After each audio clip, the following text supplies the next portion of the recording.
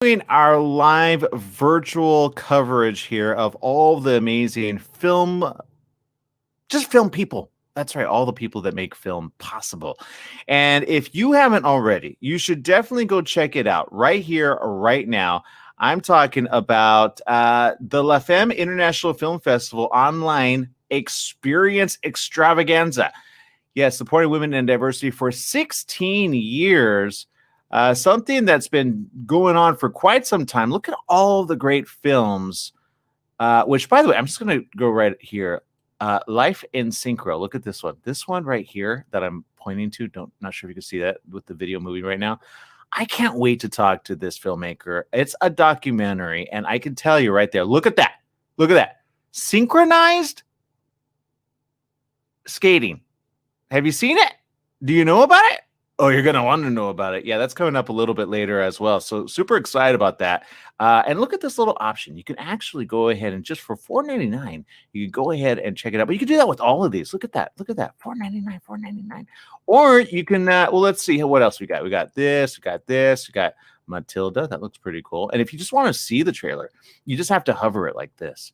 And you get to go, oh, okay, that's what they were talking about on the live interviewing. Oh, this one, I can't wait to see. Diving Deep, the life and times of Mike DeGray. We didn't get Mimi on this one, but I hope one day we can get her on. It's a very interesting conversation. But check this out. Couples therapy? Yes, please. I think during coronavirus, a lot of people could do coronavirus. We should call it coronavirus couples therapy, right? I don't know. Are you finding love during coronavirusville? I want to know about it, seriously. But as you can see, just so many. And you could go check it out right there. Or you could just click on the home feature here. Just type in sia.live channel La Femme home. Or just click on the link that we're provided for you there, right there. Okay, so you could get a single ticket, see that? You could get all those. Or you can get a panel pass if you just want to like learn the business. You can do that as well. That's available. It gets you into 6 panels right there. And Film Pass, check this out. Film Pass only for $19.99. It gets you all of the films, all the screenings, plus the Q&A and all of that. That's pretty cool. And then, of course, All Access Pass for $49.99. How cool is that? So you can get all that and more all right there. Just buy.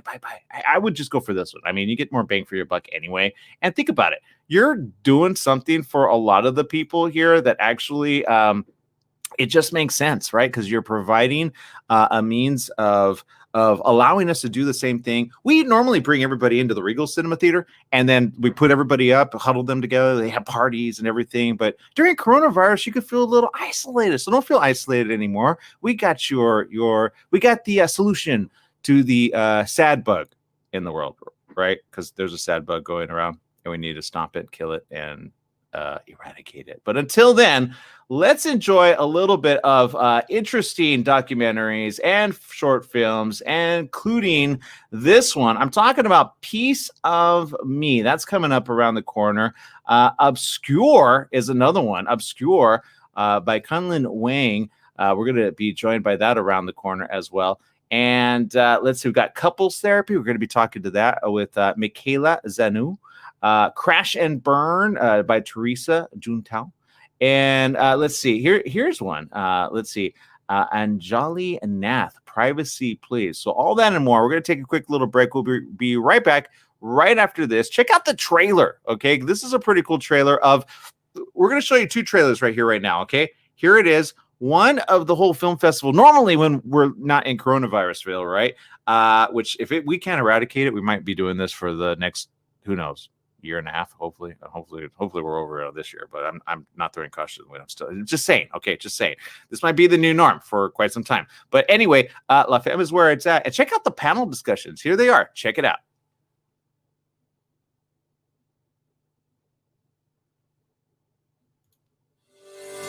You know, in the beginning, all films were short.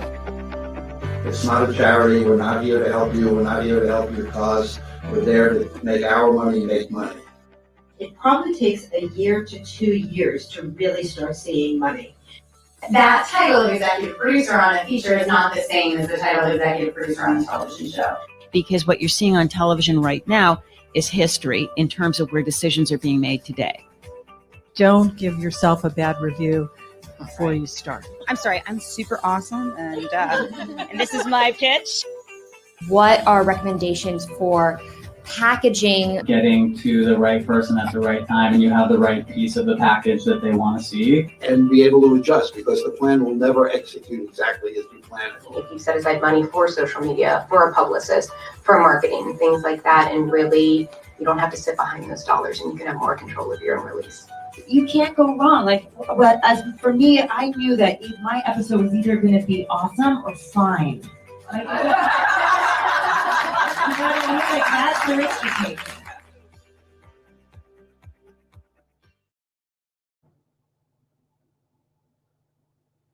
That's right. So how cool is that? I'm just texting people. So I'm like, hey, you guys got to go to sia.live, because everybody's like, where do I find that information? Right? People are texting me right now. I'm like, there's a link. Just look for it. But some of them aren't seeing it on the Periscope app. So, but there's a link on our description on everywhere else, YouTube, Facebook. It's one of the few shows that actually were broadcasting to multiple different channels, which online is where it's at, right? I mean, if you're not online, I mean, seriously, what are you doing with your time, right? So we're on Facebook, we're streaming to YouTube Live, and we're streaming to Twitter's very own Periscope TV. So look, wherever you're finding us at, we appreciate you. Subscribe to that little box you have there. Who knows? You might find some other really good information as well. All right, so there's that. And then check this out. This is the festival, okay? This is the normal festival. And we usually have an award show. Really cool. It's done so, like, extravagant. Last year was just amazing. We did this whole multi-camera setup situation. It was just fantastic. And all the people got to get their awards. This year's a little, we're still going to make it special because, you know, every day is special. In fact, I understand we're adding a pretty cool little social media block this coming Thursday. Maybe. I don't know. Don't hold me to the fire right now. But maybe might be a way for all filmmakers to do a little networking. How cool is that? Because we used to have fun parties, but coronavirus. Okay, and enough about that. More about this. Check this out. This is the La Femme Film Festival. This is a typical average year at the La Femme Film Festival. Watch.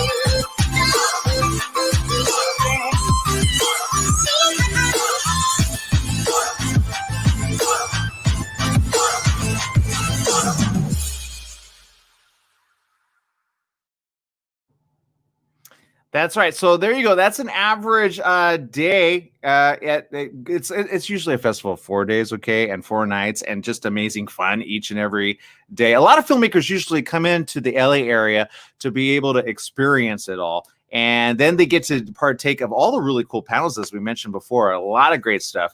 But there you go. Okay, so joining me around the corner, I'm going to have a couples therapy joining me. We're going to take a quick break. Couples therapy. I got questions that need to be answered, especially during coronavirus. I think this was pre-coronavirus, but I think couples therapy is like appropriate for everybody, no matter how long you've been married and or short you've been married. I'm sure it's more needed than just divorce counseling, right? I'm just saying, couples therapy, it's a thing. Do you get couples therapy before you get divorced or after you get divorced or before you even get married? I don't know, but I do know this. We'll be right back right after this with Michaela.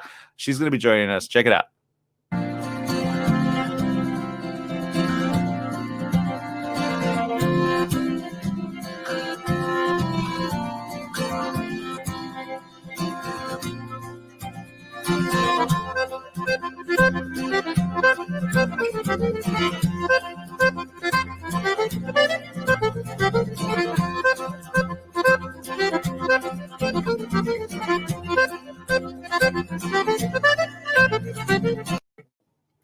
All right, I'm joined right now with Michaela Zanu. Did I get it wrong?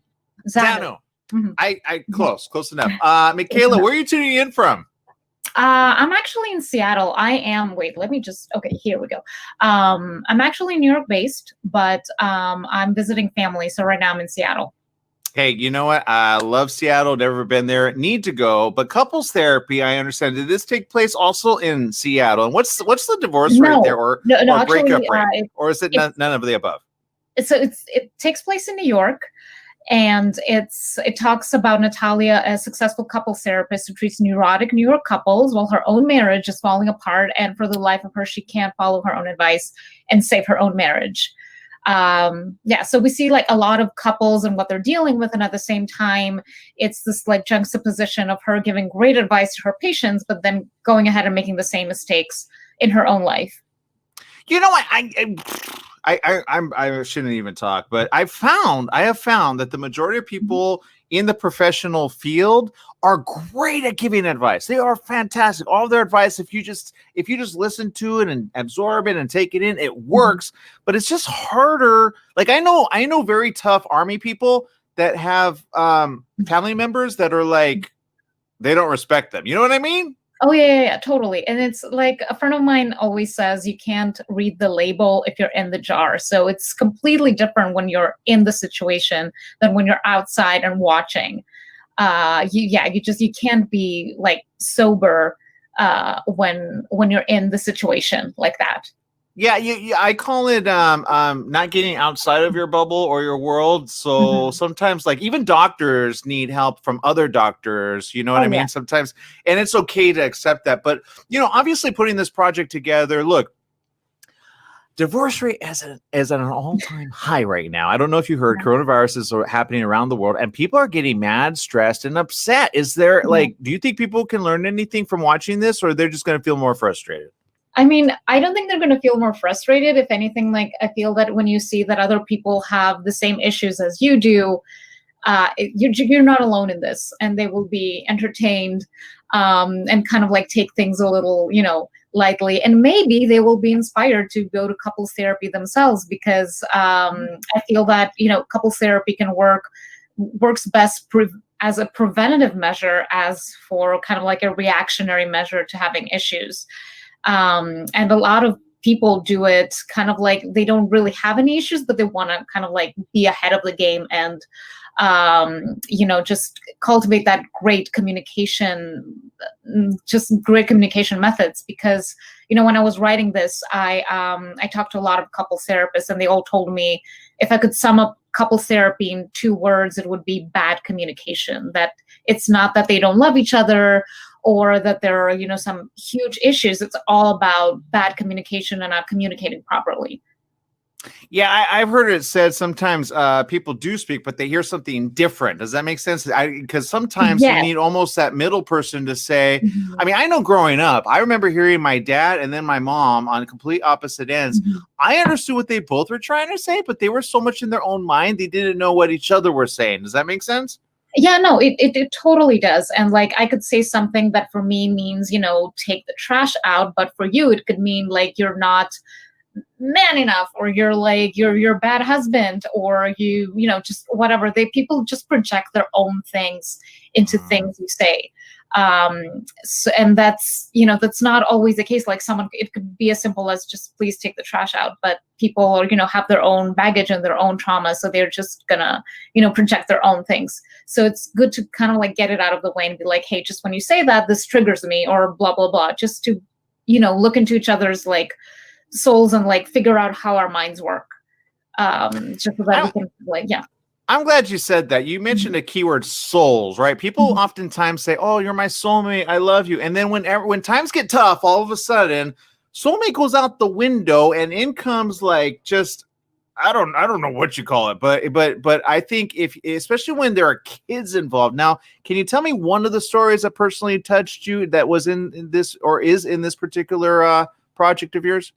Well, the main couple is dealing with infidelity, and that is definitely like a hard subject because, especially in America, I find I'm from Greece, I'm from Europe. So like, I feel like, especially in America, they feel that, cheating on someone is like the worst thing that could possibly happen. And like, if someone cheats on you, you should break the marriage. And whereas like, there are so many other vows that person kept, let's just, talk about it and what that means for the relationship, as opposed to what it looks like in the society. And can you come out of cheating? Can you come out of the other side with, a strong foundation and a strong marriage? Or is that something that caused irreparable damage to your marriage?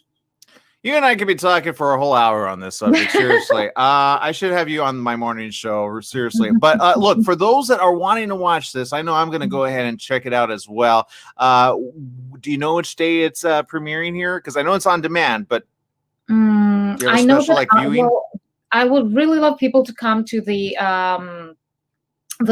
screening that I'm hosting at SIA Live, which is at 3:30 Pacific time, 3:30 p.m. Pacific time, or 6:30 p.m. Eastern time, where we'll watch it together, and then there will be a Q&A after.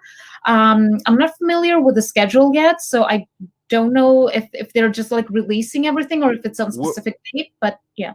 So that's what we call. I think we're calling that the exclusive party, the chat room party. Okay, so we're calling it different things here, but I call or the live Q&A, right? So I think you're going to get a lot of couples coming to you and saying, "Can you help me out?" Because I think you probably know more now than you've ever have, right?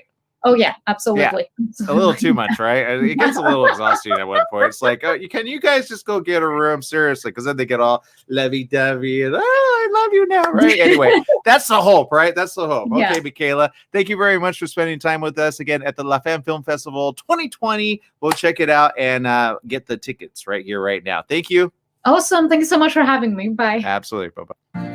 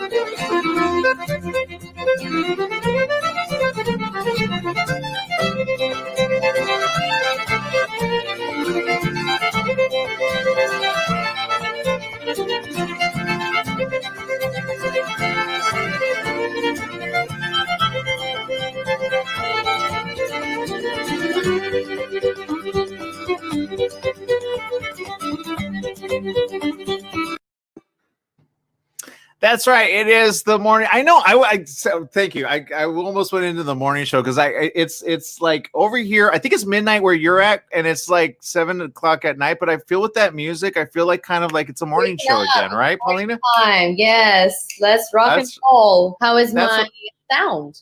Your sound is fantastic. Thank you. For those who don't know, Paulina Michaels is again here with us, and where she's at, it is literally the other side of the world. Oh, wait, okay, almost, kind of, sort of, right? Like the end of the world, as they call it. Well, if I was like in Patagonia or something, but yeah, I'm like down there in Argentina, where it's very late at night. So I'm trying to keep my eyes open and keep this energy going. I got a Red Bull for you. I can share it virtually. Yeah, there you go. All right. Yay, cheers. I know, and I'm trying to get off them, but they're so addicting. Okay, look, obviously a lot of films this year. I don't know about you, but obviously getting to speak with each and every filmmaker, even the last one, Couples Therapy, I feel like we're living in a test environment of couples right now. But you've got a lot going on in your neck of the woods. Talk to me about your singing. What's going on there? Because a lot of people don't know you're not just an actress, you're not just a film producer, wink wink. In fact, you got your own film. I know we haven't added it to the slate of films, but we really should include it. Leslie Lepage, we got to do it. Can you talk about your film that you have out there? Yes, actually, I finally released it on YouTube this year, like about a month ago. It's a short film with Eric Whoa, Roberts. whoa! You didn't even submit it to the La Femme Film Festival, No, Paulina? and today, the whole day, I was really regretting it. I don't know why I didn't. I don't know why I didn't. Okay, I don't know. I'll make a I call. wrote it as well, together with my co-writer. And she, wait, is this the one with one of my favorite? Like, okay, I'll let you introduce it because I don't know which one it is because you've done several. I was particularly thinking of the one with a supernatural person in it. You know which one I'm talking about? Supernatural person in it. He's only one of the main characters in that other. That's a documentary. That's a little bit different. It's I like that one though. I want to see that one. For Suicide. Right, plug both. Just plug both. Again, she knows what she's talking about as a producer, filmmaker. So go for it. Yeah. So the one that you're talking about the documentary for suicide prevention, I think. And that one is still in the post-production because I'm working on it together with the other. Suicide rate for a good thing. No, and that is very sad because right now I think with everything going on, it's very challenging to stay sane, even if you're not alone. Even if you're not alone, you're challenged with the whole restriction thing, and at the same time, you want to be responsible, of course, because okay. So let's flash forward to the one that look, and La Femme Film Festival is saying shame on you. I think it's not on me. I think it might have been on me to not remind you, but you know what? It's okay. Let's talk about that really quick. What is the project? And maybe I don't know. Is it too late to submit her? Is that called? We can't pull a favorite. Come on, we can pull a favorite. No, we can't pull a favorite. I don't know. It's I guess not possible.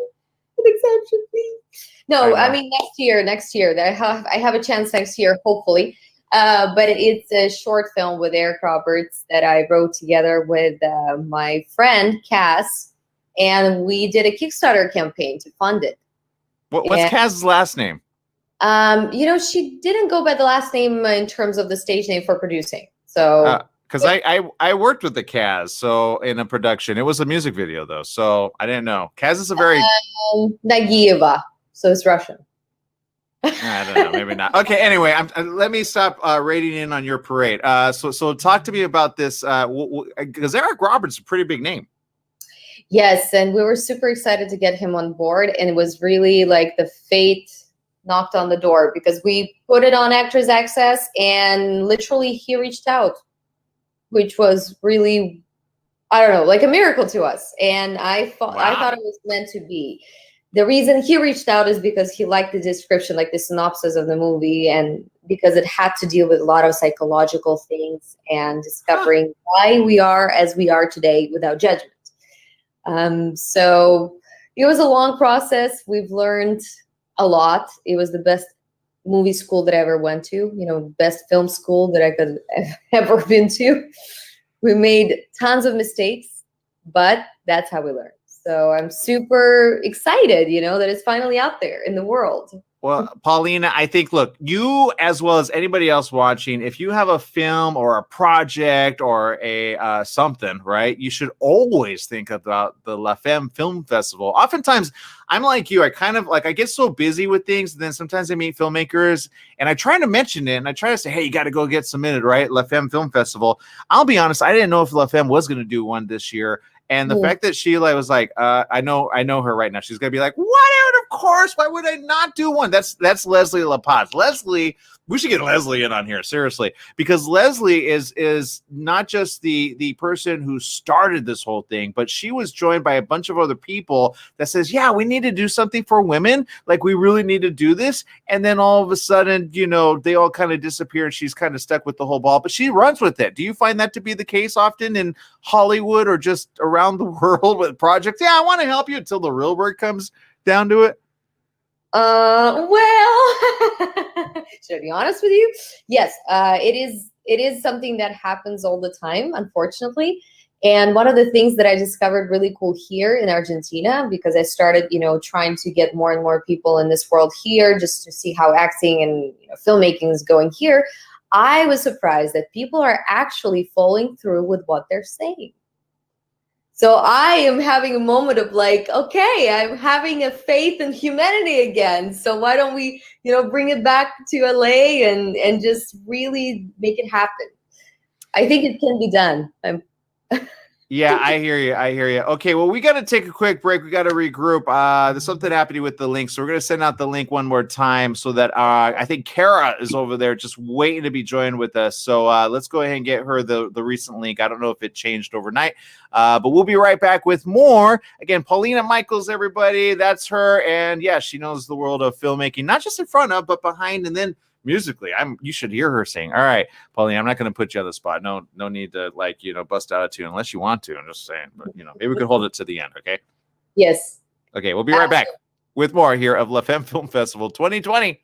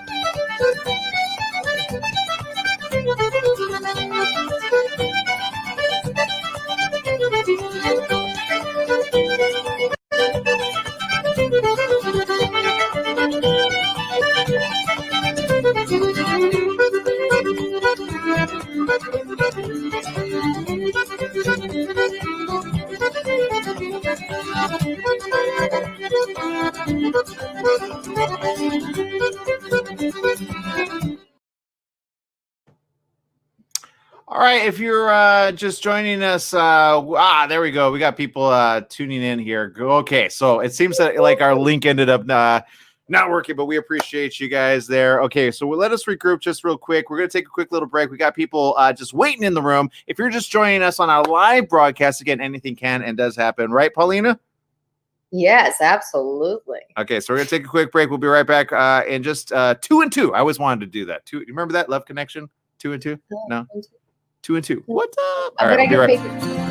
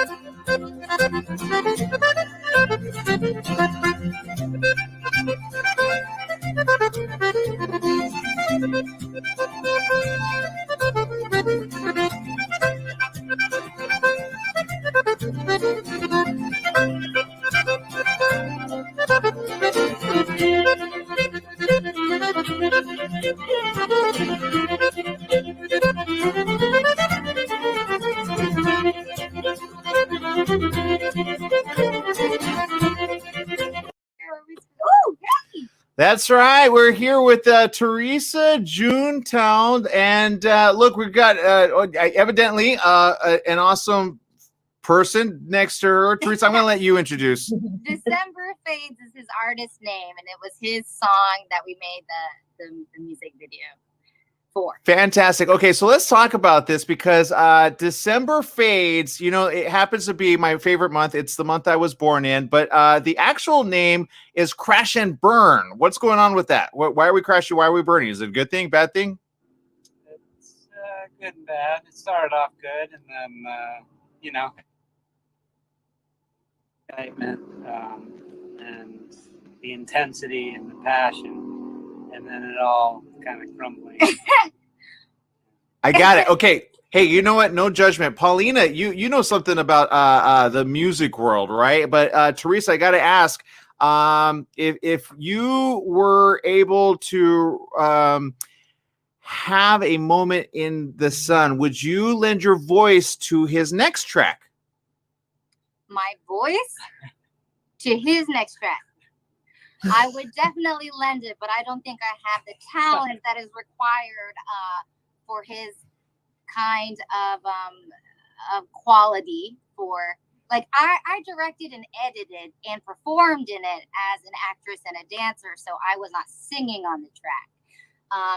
Let me help him out with the explanation of Crash and Burn. Crash and Burn, his song is very heavy and beautiful and demonstrates the emotion of what relationships go through, and it's unexpected vulnerability. And typically one person has power and another person could say seduced or is falling, but at the end there's a little twist and you can see where there's a transfer of power. So the one before that has fallen, whether it's lust or love, and you're confused by what it is, whoever has fallen ends up taking the power, and the person that had the power has fallen also. So the person that had the power and didn't think that they would fall for the person ends up losing theirs. And that's where, and we all know, that's what love is. And which one is it per person? And it you know, you have to gain the strength to realize what it is and to realize when to walk away. I like it. Beautifully said. What was the inspiration behind the song and behind the music video? Of course, the music video was the song, but what was the story behind the song? Well, it was a short-lived, intense relationship that was up and down, and just going through it, and I couldn't, you know, I couldn't deal with the crashing, so I had to pick up my guitar and piano and you know, just feel it out, and it actually the lyric, it starts the song "Good Morning Marilyn," and that was actually the name of the girl. Oh wow, she's one lucky girl that she gets to be in the song. Yeah, we have to thank her. But I woke up, you know, dreaming of it, and I woke up with the melody, "Good morning, Marilyn." So that kind of started it all off, because it was like I was holding on to, you know, hoping that it would work, but knowing that it was completely wrong for me, but just, you know, having that desire and need. Which you kind of almost got to say thank you for allowing her name to be like forever immortalized as a Crash and Burn. I mean, does she know about it? Did she see the film or what? Did you send her a copy? Hey, thanks. Hey, that would be a great thing, because we've won some awards. We have like 4 wins and a lot of other morals and special mentions and honorable mentions and all of that, and it is we were basically strangers whenever we shot it, and Hollywood love story. We're dating now, and it's been 3 I kind of figured that. I felt that too. I was like, I didn't want to call it out there, but it's kind of obvious, you know. And if it was, I'd be like, hey, You know what? Thank the X for your next. You got it? All right, guys. Well, I want to say keep it up. Great job. Yes, people, we have filmmakers, we have short films, and we have music videos because let's face it, there's a lot of work to be done behind and in front of the scenes, right? Yes. And there's love to be had. I love this. Oh, we got couples therapy. We got people falling in love out of the exes. I love this. This is just, let's keep this going. All right. We have more right after this. The La Femme Film Festival 2020. Go get your tickets. You can check it out and go check out their video as well. And then, talk about the X and go for the next. You know what I mean? All right, people. Thank you. Thank you so much for joining us.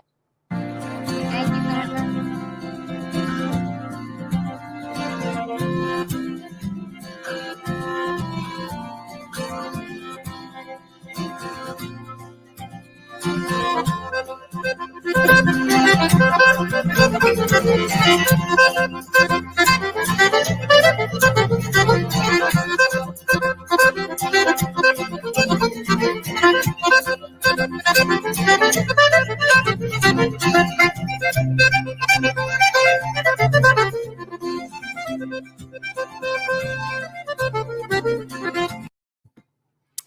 All right, we got with us Anjali Nath. And Anjali, I understand your project is a short, which actually, if you got together with our last guest, it happens to deal with a little bit of a music video. Can you give me the synopsis on that? Yeah, basically it's about an influencer who tries to make a music video to get back together with her ex, but just reveals increasingly personal information. Got it. Okay. Well, Paulina, what do you think about that? I was actually thinking about the name, and it says privacy, please, right? In the total opposite world of being an influencer. So I think sometimes those boundaries are just not existent anymore for people that are bloggers or influencers. What do you think as the creator of this film? Was that one of the thoughts behind it? Yeah, definitely. That's definitely the thought behind the title. The reason I made the film is because here in LA, I have just seen so many people sort of pretend to be something that they're not, whether it's, in relation to their personal views or money or whatever it may be. So I was like, okay, how do I talk about this, but also make it funny? So privacy, please. Yeah, you know what? I say to people that are in the public realm, be careful what gets out there. I don't know how many fake profiles I've seen of me. One on a dating site I don't even go on. And I was like, who would do that? But look, obviously you did this in somewhat in jest, right? But in reality, let's talk about the film itself. What was the process like for you, again, putting this whole project together? Well, it started with my co-producer and the other actress in the short, Cassie, and I. We were in an acting class together. I was like, wow, this girl is incredibly talented. I want to make something with her. What's it going to be? So after a party one night, I met someone who basically inspired this short, wrote it in a fit, was up till like 4 or 5 a.m., couldn't sleep. And then out of that, we were sort of like, okay, well, it's just a scene. How can we grow that? And so that became I wrote the song. It's the first song I've ever written, recorded it, produced it, created the music video, and just formed the piece that way. That's amazing. That's I think, natural flow of creative energy. That's really great. Is it just everything falls into one piece and it's happening? It's the best feeling for a filmmaker. Yeah, speaking of which, we're joined by Cassie Clark, and Cassie. You want to add something to this? What is the question about? Sorry, I just gone. Yeah, no. So Cassie, are you part of this project as well, or? Yeah, absolutely. I'm the co-producer, and I was the other actress in it. Got it. Okay. All right. Thank you. I was like, wait, where did this? Okay. So Cassie, look, I understand again, this film with Anjali talking about it. Obviously the question begs itself. Are you going to work together again? Is this a working relationship we could work forward on? I would like to. What do you think? I mean, I would like to as well. It depends on if, I guess if we find synergy on another project. Yeah. I think that's pretty much kind of it is seeing if we want to work on something, if something like strikes both of us as really interesting again. Yeah, I feel like, I don't know, we talked about this recently, as far as like making something else between the two of us. What was your favorite part about working on this project together? Oh, my favorite part was set decking my room. It was a lot of fun for me because I just kind of got to destroy it with a bunch of like trash, and I had like a full rotisserie chicken and made it look really old and stuck it in my floor. That was fun. Yeah, we trashed her room. That sounds delicious, in so many bad ways. Okay, so look, a film festival by women for all. Why is it so important for you to be a part of this particular film festival, which is a little more different this year than past years during coronavirus? Well, I mean, I would say that pretty much everybody on our production, probably save for our DP, was a woman. And, growing up, I truly thought my options were acting and singing. I didn't consider that directing or writing were things that I could do. So I love being surrounded by other like-minded women, if you will, and just sharing in that celebration that is, we can all participate and we can all do basically whatever we want to do. It's a new world, and especially being online, like this is crazy. The amount of access we're given. Yeah, I love it. We got to let you guys go. We've got like other filmmakers waiting to get in. But for those that want to get a special access to your particular project, do you know which day they can look forward to? Yeah, October 14th. Awesome. There it is. Okay, people, thank you very much. Again, go get your tickets now, seriously, before they sell out. Do we have a capacity? I think we should, just saying. Okay, thank you very much, both of you, for spending time with us here at the La Femme Film Festival 2020 special edition. Thank you so much. Thank you.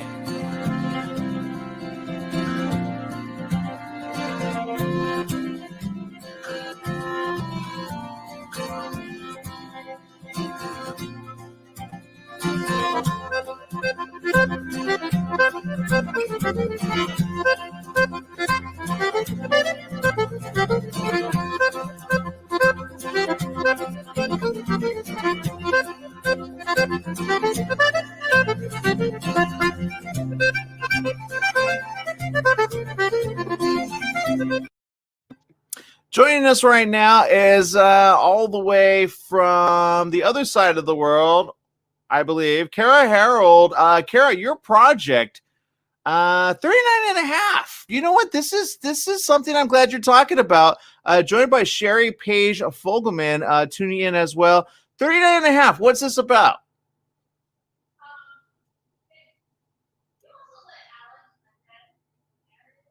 Oh, we're having a bit of a difficult time hearing you on your mic. Audio.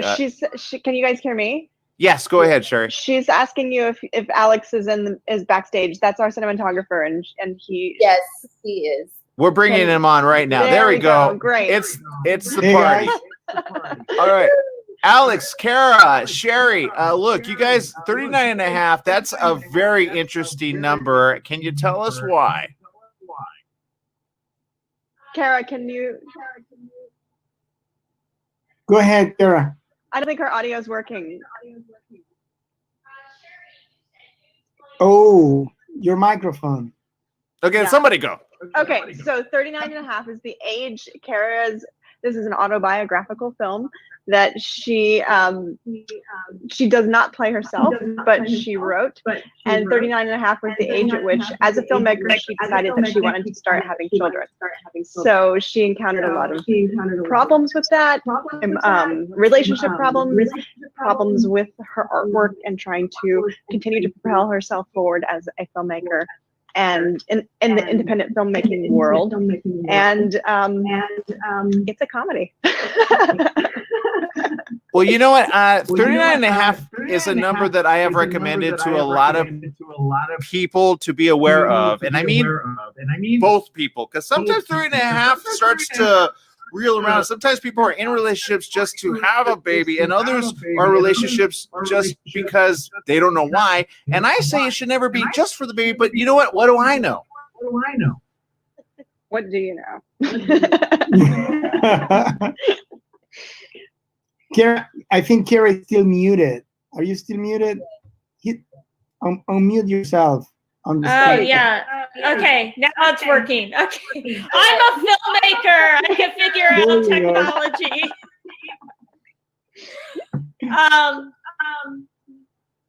Yeah, so I missed the question, but 39 and a half is, are you in, the question was, are you in relationships just so you could have a baby? Yeah, pretty much. I think my problem is that I didn't stay in relationships so that I could have a baby. And so then when I was in 39 and a half, I was like, oh no, what happened? And so even though, so this is sort of that journey of just sort of waiting till the last minute to have a kid because my life was so fabulous leading up to that point. And also I was doing other things besides like living sort of the traditional life. And I was making films, I was trying to be a professor, and so I just, you know, the biological clock moves a lot faster for women than it does for men. So and let me clarify what I'm saying by that. Okay, what I mean by that is some men think that women have a lot of time, and some men are in relationships not really wanting a child. And I want to say move along, because sometimes a woman's like, I want to have a child with the right person. Does that make sense?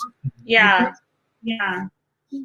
Yeah, well, But 39 the thing and a is half that Kara kind of met the right person. it's kind of a journey of realizing that you're 39 and a half and you can't wait for the right person. And so this woman decides to try to have a kid by herself by going to sperm banks, by asking her friends to be sperm donors, by going to the Midwest briefly because her mom tries to set her up with somebody in the traditional way. And so it's just that journey of just sort of like, well, if I can't make it happen in sort of the traditional way, then I'm just going to make it happen in non-traditional ways that technology and society has allowed for us has empowered us to just be able to have kids on our own if we want to. Yeah, look, I'm glad you're bringing this up. Alex, I could tell, is rearing to speak over there. Alex, speak your mind. Nothing. It was a great project. I love to work with Kara and Cherry. It was fantastic. I enjoyed every minute. It was smooth, and I loved it. I don't understand the subtext of that. I think, Sherry, can you add in the information there? It was beautiful. I enjoyed every second of that. It was brilliant. It was a brilliant experience. Kara has historically been a documentary filmmaker, and she made a lot of really feminist films. I mean, I guess, Kara, there's other terminology for it, but just really femme-forward films, to put some alliteration on it. And this was her first taste in narrative film work. So this was her first experience directing actors.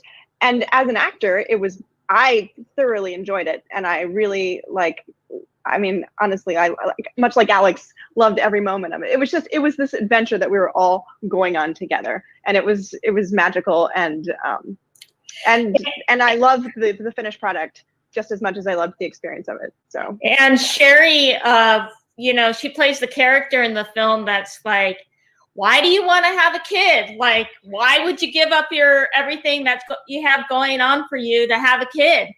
And she was pregnant in real life, and we had to mask her stomach. There's a lot of medium shots, and she kept getting bigger and bigger, and we're like, okay, how are we gonna? I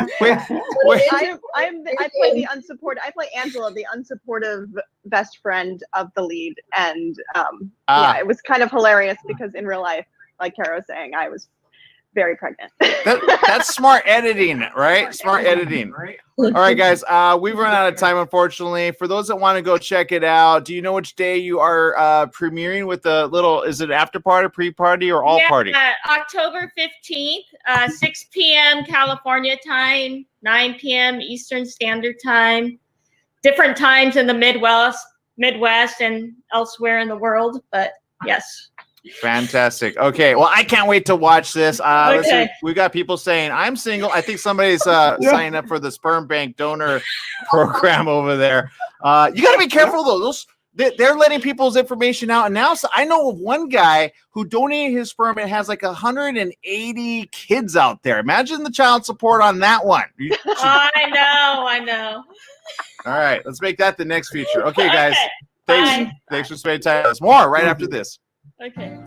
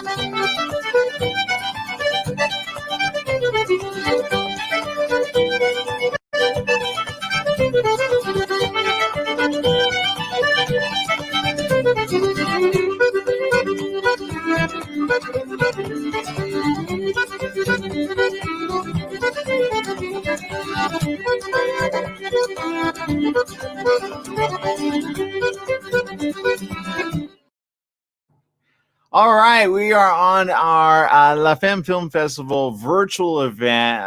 Paulina, look, I don't know about you, but I feel like I opened up my mouth and insert a foot. Nobody lets me explain myself with the 39 and a half. I'm just saying, if you're in a relationship, you should make that well known to the other partner, and the partner needs to say, okay, let's pony up, because I hate it when men are in relationships and they kind of like make the woman their own, but they have no, like, they don't know that the woman wants to have a baby, you know? Okay, but to be fair, a woman should let the man know too. Like, that's true, but so it's not a man's job. It's like two people's jobs to say hello to each other. And on top of that, mind changes. People change their mind all the time. That's true. That's true. I'm just saying. Look, I'm all, I get it. People have the right to choose for whatever. And what I'm just saying is, it's helpful to have some help, if you know what I mean. If you're a single mom out there or single father, I'm just saying it's nice to have a couple. I'm not saying a woman can't do it herself. I've seen it. I know them. I love them. I'm just saying it's nice to have some help. I'm just saying. It's very difficult, of course. Yeah, very difficult. Okay, we're trying to get the next person on. I think next coming up with us is somebody who we're going to bring on right here, right now. Let's see. I think so. Yeah, let us go back to break. We'll bring on Catherine next here on with Cold Call. Check it out, but just hold on there. We'll be right back.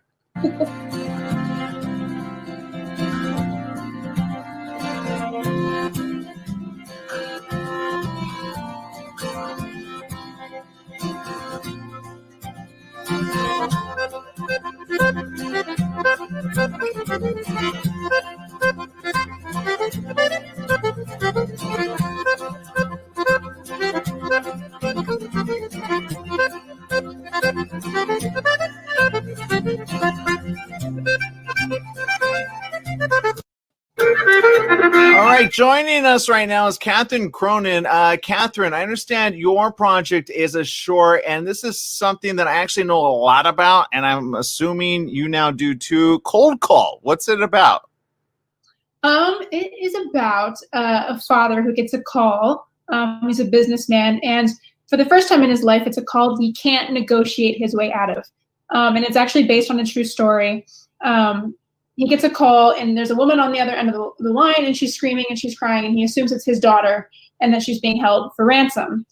We find out over the course of the film that it's actually a prank call. Well, not a prank call. It's someone who's, making a dive for some money.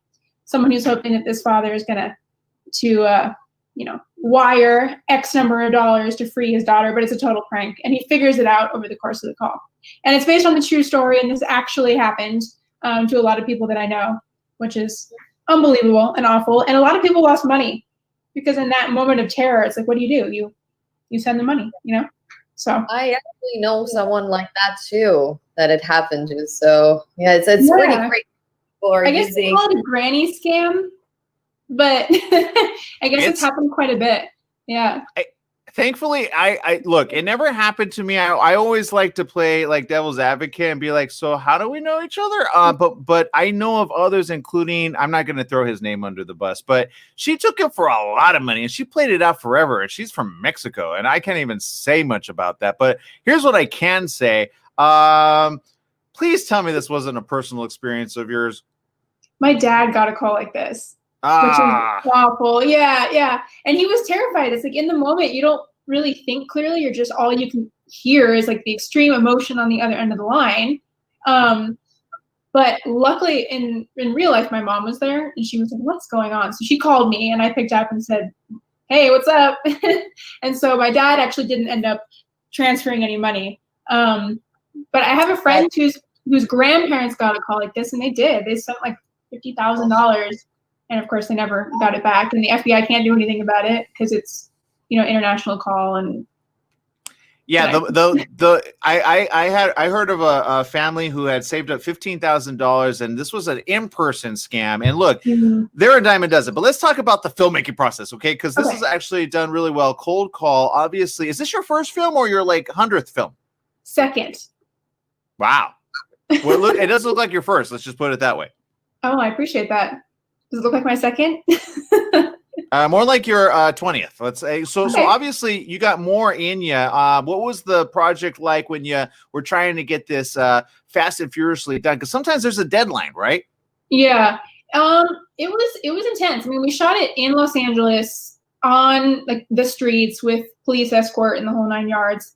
So that was pretty intense, especially for a second time director, because there were so many moving parts. Luckily, I had an absolutely phenomenal professional actor who, he showed up and knew what to do, which made everything so much easier for me from a technical standpoint because there was so much going on. And then, of course, with COVID, we had to do a lot of our post-production remotely. So I never actually got to sit in a room with the sound designer or anything like that. So that was tough too, and of course, drug out the entire process. But it worked out. Well, I applaud you for making it work. First of all, that's no easy task. I mean, when you want to be in the same room when you have the sound design, right? Yeah, at least for the final couple rounds, right? Yeah, at least. Yeah, Trust at me. least. Yeah, I get it. Okay, well, look, we've run out of time, but for those that want to check out your particular project right there, A, don't get scammed, and B, are you going to do a Q&A for this, or? Not this time. But maybe next time, huh? Maybe next time. Because there's always next year. I'm just saying. Oh, yes. Not going anywhere anytime soon. All right, awesome. Catherine, everybody, go check it out. It is called Cold Call. Be careful of the cold. I got a cold text recently, and they were not happy with the advice I gave them because they had this whole like, he proposed to me, and but I said no, and that was supposed to be for their cousin, and I says, you should rethink about saying no. If you say you love the guy, he's gonna walk on. But she got upset. Blah blah blah blah blah. It's a thing, whatever. So, don't give advice to people that you just accidentally text you. Yeah, exactly. She might stalk me now and be like, "How dare you?" Okay, anyway. Okay, we run out of time. Sorry. We'll be right back right after more. Thank you. Thank you.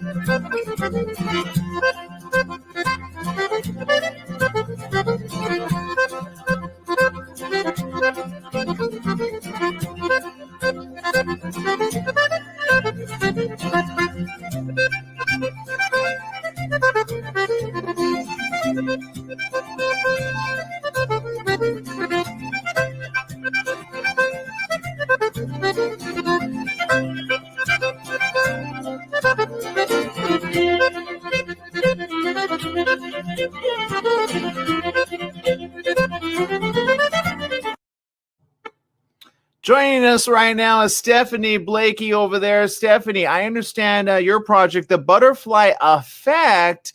Talk to us about this. What does this mean? Sure, thank you.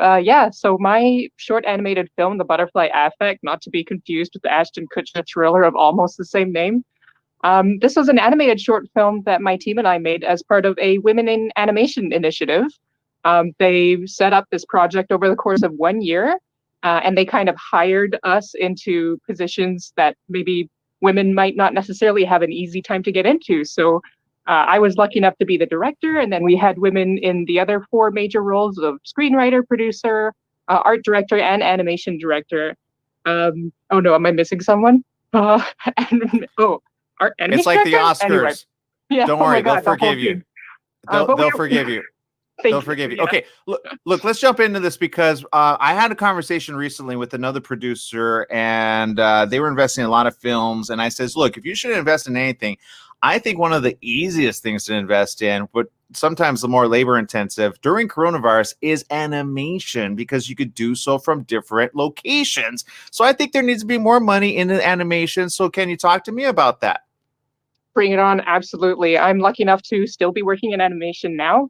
And we're all working from home. It's all just kind of remote working, which is amazing. And that's kind of how we made the film anyway. We had a team of a couple dozen people just working all over the city. I'm up there in Vancouver right now. And it was quick. It was easy. It was, you didn't really have a water cooler to stand around, but that's fine. There were still other meetings. So yeah, if anyone wants to invest in animation, like, this is a prime time for it for sure. How did you get into this world? I'm always so curious. How do you get into this world of animation? How did it happen for you? Sure thing. I mean, to be honest, when you're a kid, you watch cartoons. I just never stopped. So I mean, I've got like all my comics behind me. Like, it's always what I always wanted to be in animation, and I'm lucky enough that I was able to get into animation. I was drawing flip books in elementary school. Like, this is perfect. I'm so lucky that this is where I am. Hold on, I'm going to go to widescreen mode. I want to see all the novels that you have behind you. That is a true. I love it. All right, yeah, I want to see the whole. Wow, that is the collection I want to have, Stephanie. Yeah. A lot of animation books, a lot of comics.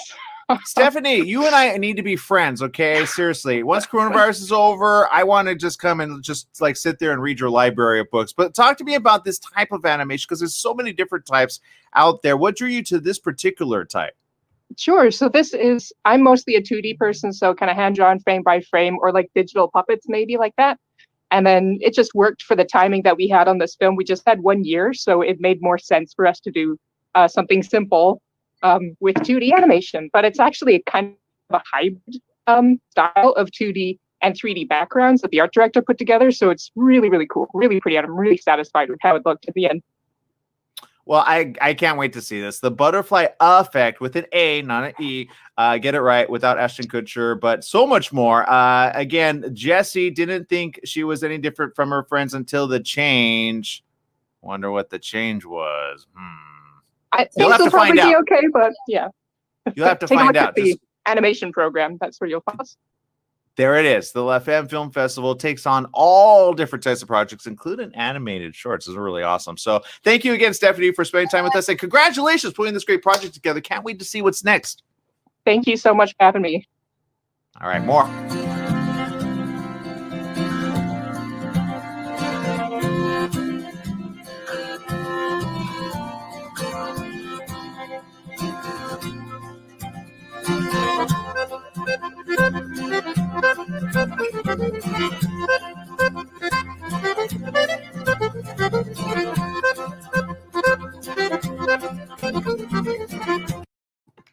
Going from one animation to another is Sasha Bortnick.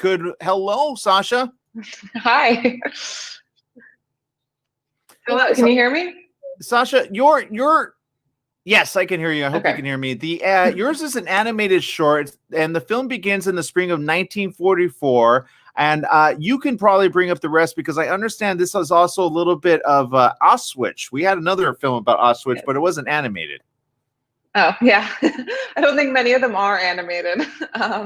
This is a documentary about my great uncle and his experience in the Holocaust as a 12-year-old boy. Why did you? There's more to it, but I don't know when this is gonna air, so I don't want to spoil it. So my sound went off, so I'm rewinding. I was wondering, why did you decide to make it an animation film? Because it is a very, I assume it's a tough story to tell. So why animation? a couple of reasons. I was very inspired by the Mouse comic books. I don't know if you're familiar with those. I've always loved those comic books and the way that they told those stories. But when I was interviewing my great uncle, he was such a vivid storyteller, and he really like painted a picture for me. And I also wanted to be able to really demonstrate how when he was going through this, because he was only 12 and a half years old and he's 88 right now. And I think it's very easy to forget how old someone is, how young someone is when they're that age. And when they're talking about something that happened when they were younger, I think we can sometimes assume that they're in their 20s or even a teenager, but he was really just a kid. And that was a really important part of the story for me.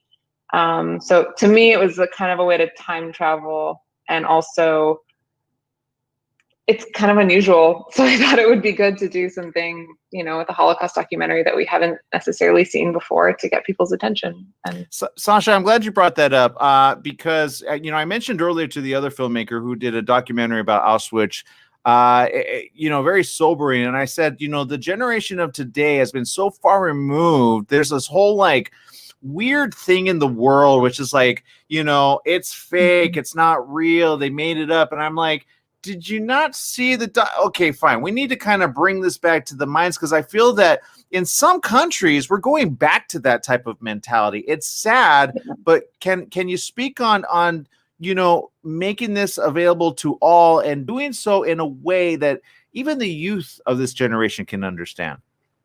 Yeah, it was really important to me to do exactly that, to make it engaging and appealing for all ages, and also just anybody. As horrible as this may sound, or as crass as it may sound, I'm super educated on the Holocaust. My family is Holocaust survivors. I've seen so many Holocaust documentaries. I went to a Jewish high school. I've seen so much, and there's so much out there that's just straight interview footage, and it's really, really great that we have that. But I think after a certain point, you have to change the way you deliver the message to keep people engaged. And I wanted to do that because it's so important to keep telling this story, and to make sure not to discount those stories at all, or those interviews, but I think variety is very important. And I think having different ways of telling these stories is going to make it easier and more natural, and for people to stay engaged and to be interested in the topic. And hopefully continue to educate people. So, and children too. I think, younger people would be more interested in something that's, well, and animated. Sometimes the discussion just needs to be had, right? For those that want to get, access to be able, maybe it's the whole package. Everybody want that, but to check that out, it is entitled again.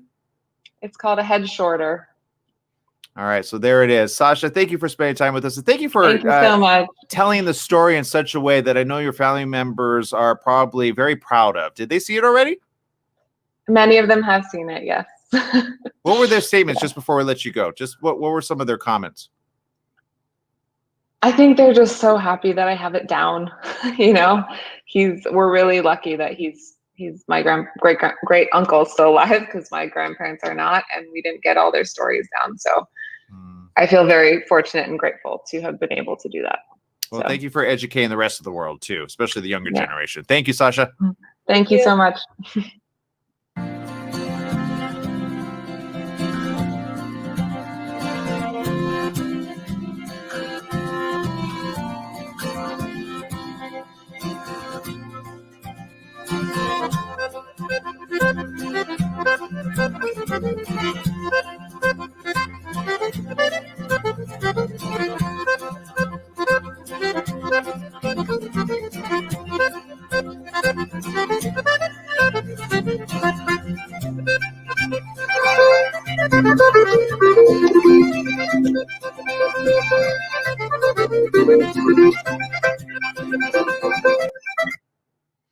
Joining us right now is Alexis Rosinski. Alexis, you have a project, Nowhere to Go. This is a short where two delusioned young people connect on a level they've never experienced before. I think all young people like myself, I used to be disillusioned all the time. Is that normal?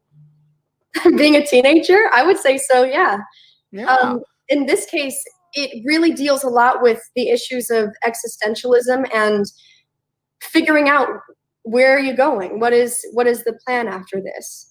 It's basically the idea of being lost and finding your way. I love that subject only because I feel like that every day as of late. I was just about to say, do we ever find a way? What do you think? I think that we find a way through connecting, and that's really what Nowhere to Go is about, in my opinion. It's about finding these connections through the people that you meet and the experiences in your life that make you who you are. Yeah, Alexis, look, we're living in coronavirus time. So obviously that wasn't the crux of your particular subject. However, I feel as though this subject, let's talk about how these two young people connect in such a way that sometimes you need a fellow friend, if you know what I mean. Absolutely. Yeah. I think that the film is especially crucial for right now. It could not be more appropriate because it really deals with finding that bond in another person and having someone to lean on during these, insane times. And yeah, I love the fact that you brought up the coronavirus, because I think that it does have a lot to do with that. How did you come up with that story? Like, what was the inspiration behind it? Oh, it's not my story. I had the pleasure of working with Sherry Sussman and Julie Pacino. Julie Pacino directed it, and Sherry Sussman wrote it. And I worked with Kyle Kaminsky, who is the male counterpart. And it was incredible working with them. Julie and Sherry both knew exactly what they wanted. And it's just a beautifully interesting story. Alexis, I have a question. Obviously, I'm just going to go out on a limb and say, I know you're not a teenager. However, you're a young budding filmmaker, right? And I would imagine you already have a lot of talent, and this isn't the last one I'm going to see of you, right? You got the bug, right? Actually, I'm 17, so I guess I'm still a teenager. Okay. You never know. Look, Alexis. Okay, so obviously you're able to kind of bring something that's a little fresher of a perspective than most. Can you talk to me about, doing film about a fellow teenager that might be different than, like, I don't know, like a person like myself that says, "Hey, I think this is a great story about teenagers." Because it's a different time that we live in. Yeah, it definitely is. So as a filmmaker, it's really amazing to observe the way that people are reacting to situations like right now. And I'm really drawing upon those ideas of isolation and loneliness in the way that I'm screenwriting and developing certain projects. Right now, I'm developing my first feature film called Nightly Isle. And that whole subject deals with fear of loneliness and the need for independence, and figuring out if that's really the goal here, or if it is more about finding someone and connecting with them.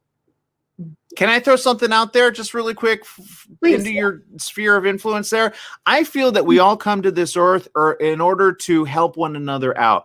And for those that want to kind of do it alone, I have no problem with that, like being okay with being alone. But at a time like this, we need to have each other's back. And when you know like 5 other people have your back, even if just one of them has your back and the other 3 kind of turn their back on you during coronavirus, if you know what I mean, there's a lot of people facing that right now. And I think we need more content that reminds us that the human interaction shouldn't be apart, but instead should be closer together, because this is the war we're fighting on this earth. Unfortunately, we're trying to like get along, but we're just getting pushed farther away. And I just need a movie that kind of puts us all together so we all make sense. Does that make sense?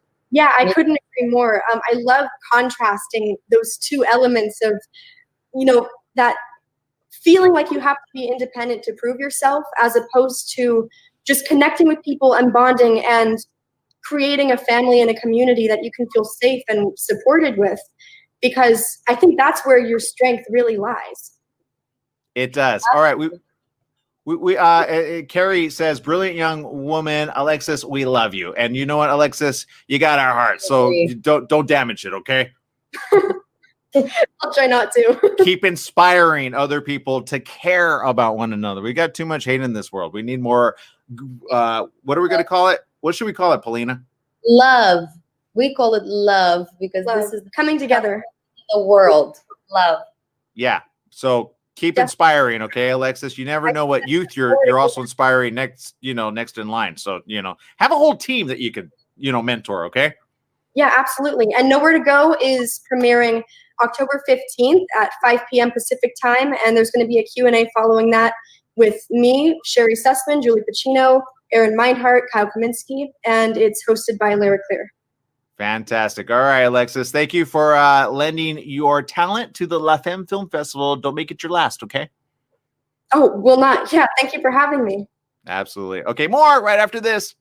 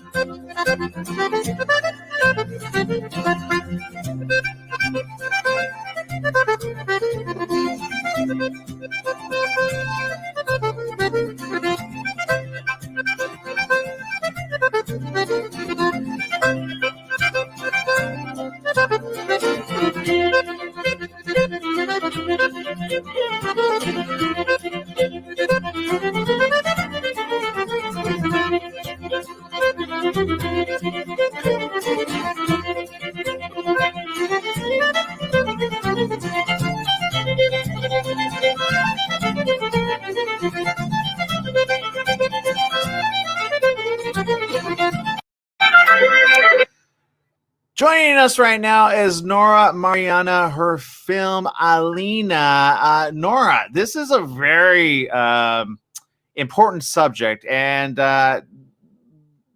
Nazis. Can we just get rid of them, or do we? Sorry, go ahead. Yes, let's get rid of them. I'm down. Seriously, I feel like the mentality's kind of been like reinvigorated as of late. But let's talk about your project here. Mm-hmm. Obviously a short, but a very impactful short. Let's talk about the synopsis of it.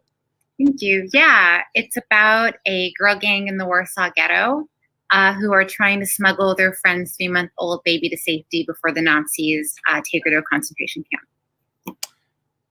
Got it. Okay, so go ahead, Paulina. I know you got a question. Real life story? Is it based on a true story that is, because I feel like there's something, it's close to your heart, right? So if you could tell us a little more about that. Sure. It's a composite of many stories. Unfortunately, this was a big issue in the Warsaw Ghetto. A lot of children and babies even were taken from their parents. And there were a lot of heroic women, Jewish and Catholic, who came together to do the best they could to save the kids from the Nazis. So it was inspired by those heroic women. Yeah. Look, Alina, again, it's premiering this week. You could get your tickets right there on demand and or watch it. Is there going to be a Q&A that we need to be aware of as well? Not that I'm aware of. No. Okay, we need to create one because I got questions. Okay, so let me ask you this question then. Obviously, it deals with a very important subject, and in some ways, I hate to draw a parallel to today's world, but can you speak to me why this is timely even now, even though it was, it was a while back, but like I said, still very prevalent, this idea of superiority over another race. Yeah, I mean, unfortunately, we're in a time where there's a rise in white supremacy and anti-Semitism and racism. So it's sadly becoming increasingly timely in this climate. I wish it wasn't the case. You know, I always say, like, I wish this was a story that had no relevance to the world we live in, but sadly, it has extreme relevance. Yeah. Yeah, Nora, look, I want to say thank you from the bottom of my heart for bringing this awareness back. Again, I think we have a running theme this year. We have a lot more like Auschwitz and Nazi, and it's very interesting. Sometimes it's a telling tale of what's in the hemisphere of the galaxy, right? Our universe. Sometimes these stories need to be told a little bit more at a time where we need more positivity and less just fear mongering. Does that make sense? Definitely. No, I agree. I agree. Yeah. And I'm sure we can all find inspiration in the actions of those brave women and maybe add that to our life. Exactly. Yeah. I mean, what we particularly loved about researching these women was that, you know, they really were regular people, teachers, social workers, grandmas, and they were able to save thousands of kids collectively. So it's very inspiring that like regular people can really make the impossible happen, even in really dark moments like that. So yeah, I say congratulations on this short. Is there a feature around the corner? We hope so. Yeah, we'd love to do a feature. There's a lot more to that story that we'd like to tell. Like what? We have to see the feature, right? I don't know. I think if there's a budding investor there, they need to hear a little bit more on what the next one's going to be about. At least a little teaser. Well, I would say that, I mean, the short film really only provides a glimpse into these women's lives. You really just see a portion of one mission with one baby, and we would definitely want to expand and really show how that network of women operated as a collective unit. Got it. Okay. And just out of curiosity, if you had like some actors like by choice, that because there's a lot of people looking for work right now, I'm just saying, who would you have starring in this? Oh, that's a really good question. Somebody who has a connection to the material, honestly. I mean, my dream would be like a Natalie Portman, you know, like if it was like but honestly, anybody who has a connection to the material and is a good actor, that's good enough for me. Done. Let's make it happen. Look, La Femme Film Festival starts dreams and like finishes them right here. I'm just saying, Leslie Lapage knows how to make dreams come true. Okay.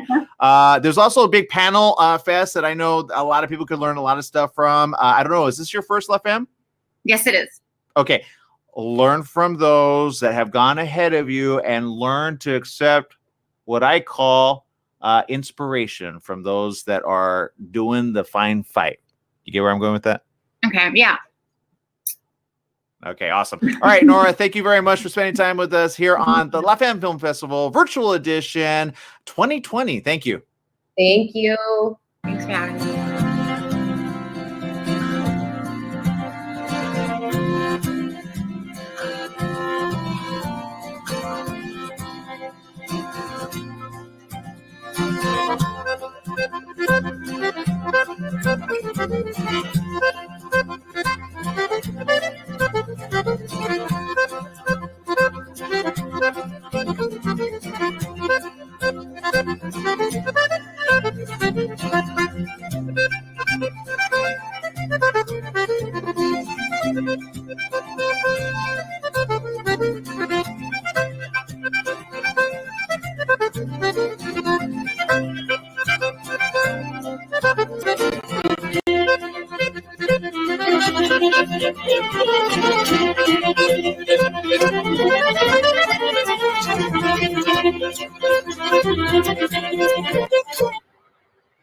Hi, Emma.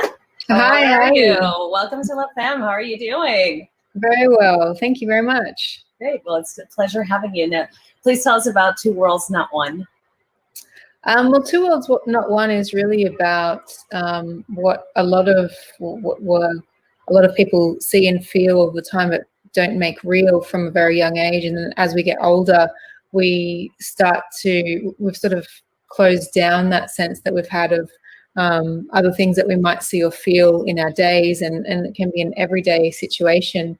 And so we have this character called Toby who starts to see and feel these things again, and it's his experience with what he sees and how he feels and how he really deals with that. So do you think that happens maybe as he's growing? Yeah, it's sort of an interesting thing because he has a very, you could say, average, everyday kind of lifestyle. There's nothing outlandish in what he does with work, his family, and yet he starts to notice these things, and it's almost like igniting those feelings from when he was much younger. So and then it's Two Worlds Not One is the first of a trilogy of 3 short films, and so as the short films go through it sort of tells a bit more of his story and explains a little bit more. So this first one is initially setting up basically that he does start to see these things, and the audience starts to go, well, what is that? Is that real or not real? And I'm sure that there's a lot of people that do have a similar kind of thing, that they might see something or feel something and not sure if it's actually something that's real or not. Yeah, it seems like COVID kind of makes us feel that way right now too, right? Absolutely. Yeah. Now, are you going to have a screening with Q&As? Yeah, so there's a screening with Q&As this Thursday night at 8 p.m. Okay, perfect. Well, thank you so much. It was a pleasure having you, Emma. And anything else that you want to add about the movie? No, I mean, I'm looking forward to hearing what people feel and their response to the film in general. So that's why it'd be great to do the Q&A and get a sense of where everyone is, because it's only just recently been released, so it's very early stages. Perfect. Well, we look forward to seeing you. Thank Beautiful. you so much, Emma. Bye. Bye-bye. Ice cream.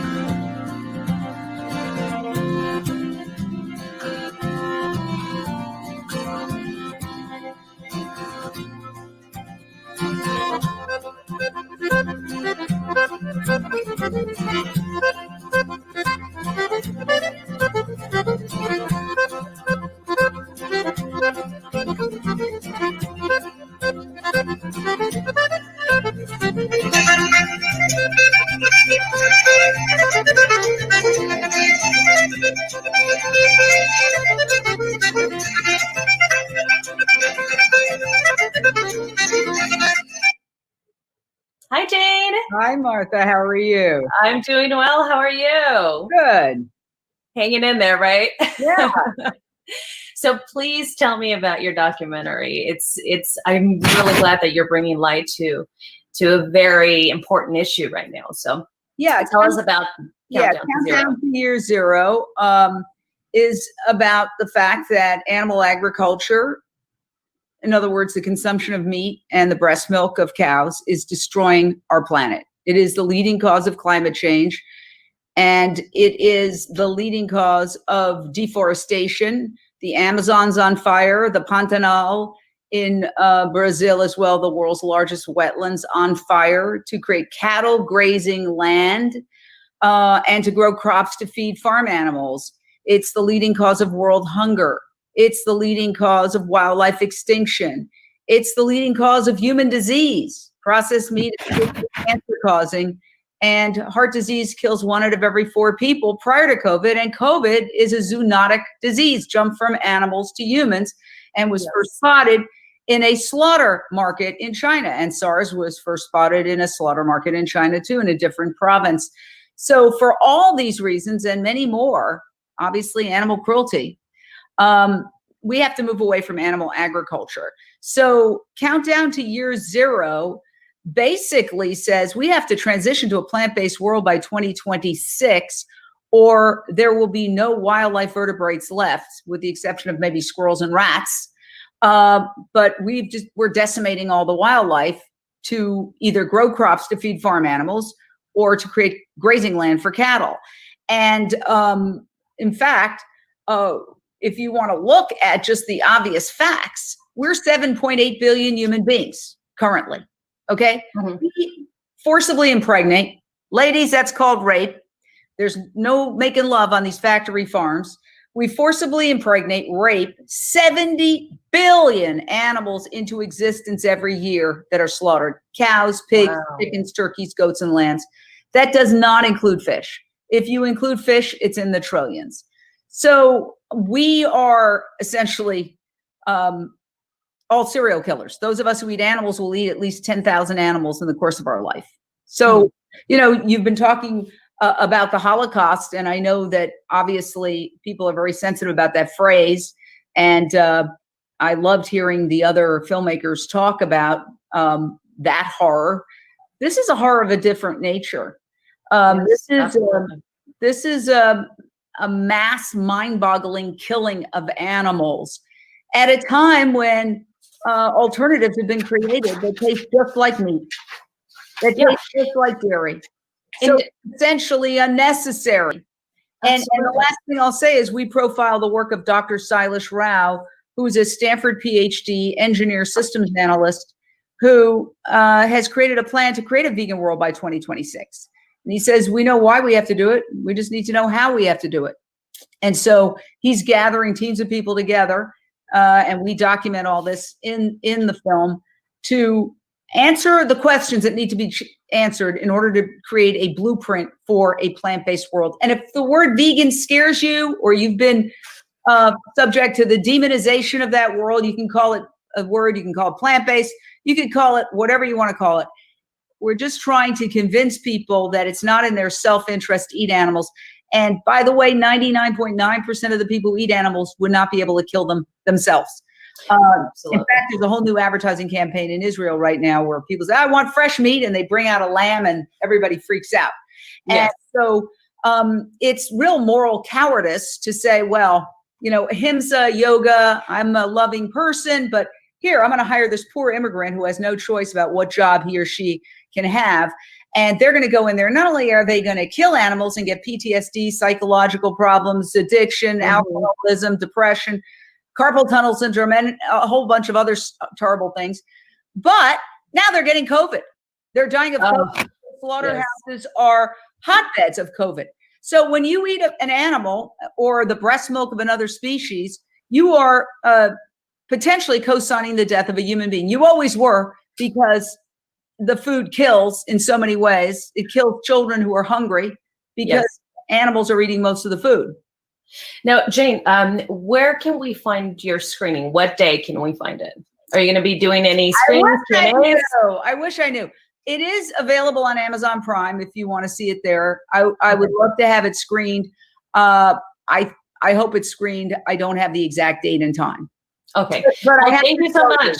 I have to tell you, for those who are, maybe whoever's watching, it's the most important issue of our time, because if we hit 2026 and we haven't transitioned and all the wildlife is wiped out, which it's really on track to do it, we're going to have an ecological apocalypse. Yes. All these other issues, really, if planet Earth is uninhabitable because it's too hot, we're done.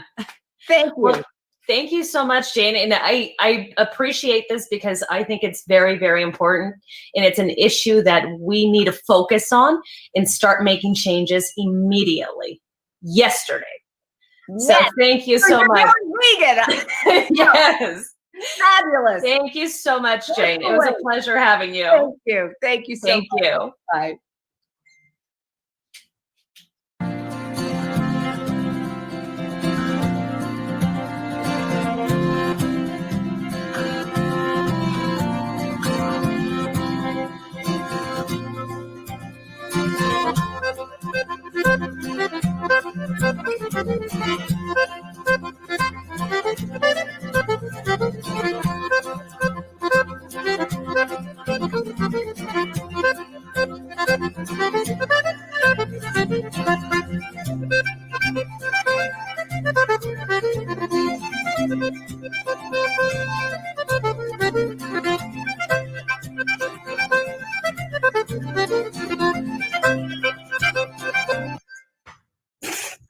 Hi, Julia.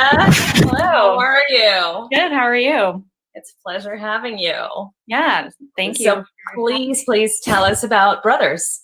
Yes. So Brothers is a short film. It's based on a true story. It's a film about grief. It takes place in sort of two separate time periods, I guess, about 5 years apart. And the first is two brothers trying to come to terms with the death of their father. And then we fast forward in time, and it's the mother and one of the brothers. And you then realize that the other brother has passed away.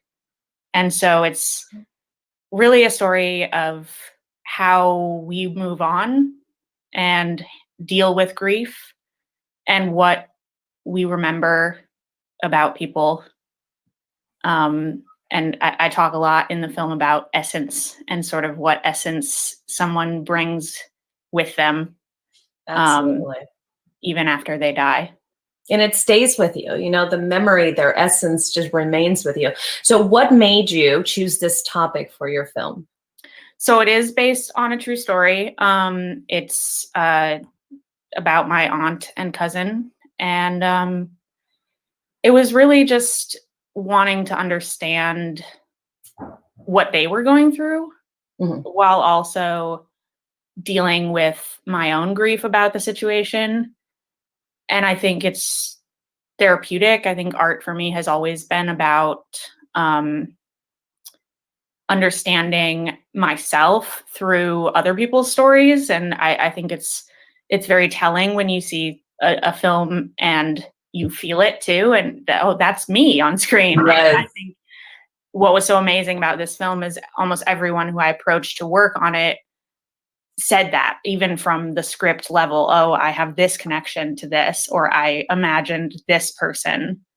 Yeah. And that's how I connected it. And that was such a beautiful way to get people involved, because it really felt like a passion project for everyone, or a personal project. Yes, it's really neat that it has that special connection, that because most of us don't know how to deal with loss. So I think, as you said, with art, I think that's an excellent way for us to move forward. And like you say, even if their essence remains with us, but the loss we can work on that little by little with art. Yeah, absolutely. And that's really what I was trying to do with it. And I hope that's what people get from it and can relate to it, even if it's in a sad way. Yes. But in a good way too. But in a good way. Yeah, I think absolutely therapeutic for sure. Now, are you going to be having a screening, Q&As? Yes, I will. What day? So the 17th, Saturday at 4 p.m. West Coast time. I'm in the East Coast, so 7 p.m. Oh, here. nice. And yeah, it'll just be me for the Q&A, but I'm really excited to talk about it and see people's reactions and how they feel about it. So awesome. Well, thank you, Julia, for sharing your time with us. Thank and you. we look forward to watching your film. Yeah, thank you. Thank you. Bye.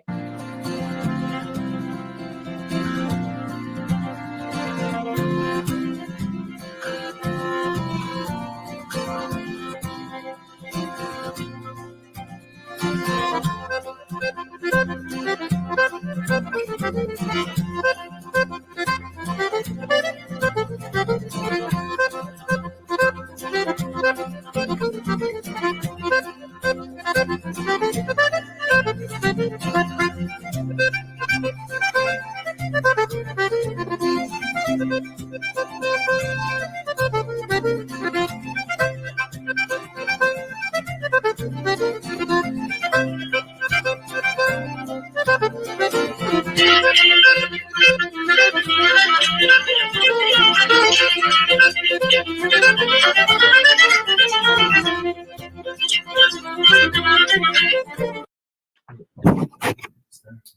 Hi, Tracy. Hi, Martha. How are you?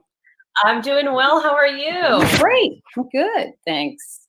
Okay, so I'm really excited about There She Is. Tell us all about it. There She Is a feature which is about the debate between feminists, the Me Too movement, and women and people in drag pageants. It's a debate between the two. Why do you compete? Should you compete? Is it wrong to compete? So it's a debate about that with pageantry. Now, what made you write about pageantry?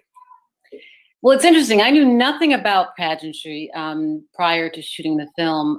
My husband and I had gone to, a friend of ours was competing in a Mrs. Pennsylvania pageant. And the entire time that we sat through this whole pageant, we're thinking, this is wild. I mean, not judging them, but just, oh my gosh, what goes on behind the scenes? Or how do these women get prepared? Where does the money come from? How much does it cost? All these questions arose from our time of watching her compete. And then it just grew from there. And because I've always been curious about the children's pageants, different, and are there different types of pageants? So that's why I expanded it beyond Miss USA, Miss America. And I went to show that there are other types of pageants that represent different, disabilities, different races. So that's how it took me in that direction. So what did you learn from pageantry? I learned that there are women who compete and they're steadfast in their belief that this is what I want to do. I don't care what anybody thinks about it. I don't care what people think that is wrong about it. This is what I'm going to do. And they compete to win. And there are women, and it's not fair to call them this, but they're like, I call them serial competitors. And that's not what I mean by that. They continue to compete because if I don't win this pageant, I'll go to that organization. I'm going to compete there, or I'll keep continuing to compete in this organization until I get that crown. And that's what they choose to do. And on the other side, the feminists basically feel this is nuts. It's objectifying beauty. Why are you being judged on, not judged on skill or intelligence? You're being judged on how pretty you are, how thin you are, how well you walk in your gown. So I had the balance of the two sides, and it was interesting. It was interesting to see. So, pageantry has a lot of negative connotations, as you said. The feminists say, well, why do we have to judge you based on your beauty? So what would you say about that? I don't want to judge. I'm leaning more in the camp of it. I would rather be, for myself. Okay, I'm only going to speak for myself. I'd rather be judged on skill, on talent, on character. I don't want to be looks to me. We're women. We all want to look nice. We all want our hair to be beautiful, whatever. But I don't want to be judged in that way. So that, to me, I struggled at times in interviews because I kept saying, I would ask, why are you doing this? Because I couldn't understand it. And they said, it empowers me. It empowers me for whatever. Everybody had a different reason. So that was the only thing I struggled with, because I myself, for me, it wouldn't work for me to be judged on just beauty. So that's yeah, I guess some of us feel empowered in different ways. And I guess for women who are in pageants, that's many times how they feel empowered. Right. So that's quite all right. No, it is. And one of the women I interviewed said, it's their thing. She goes, you make documentaries and we like pageants. And she's absolutely right. So if what empowers you, if you feel empowered by doing this, then by all means, go do it. Go do it. Absolutely. Yeah. So Tracy, are you going to have a screening, any Q&As at Femme? I'm not having there is a screening on Saturday at 7:30. I won't be doing the Q&A because something has come up where I'm unable to be around for that, but it will be on Amazon Prime Screening, I'd say in about a month, you'll be able to see it, or maybe a little less than a month on Amazon Prime. Perfect. Well, Tracy, thank you so much for joining us, and we really appreciate your time. Have a great night. Thank you, Martha. You too. Take care. Thank you. Appreciate it. You as well. Bye-bye.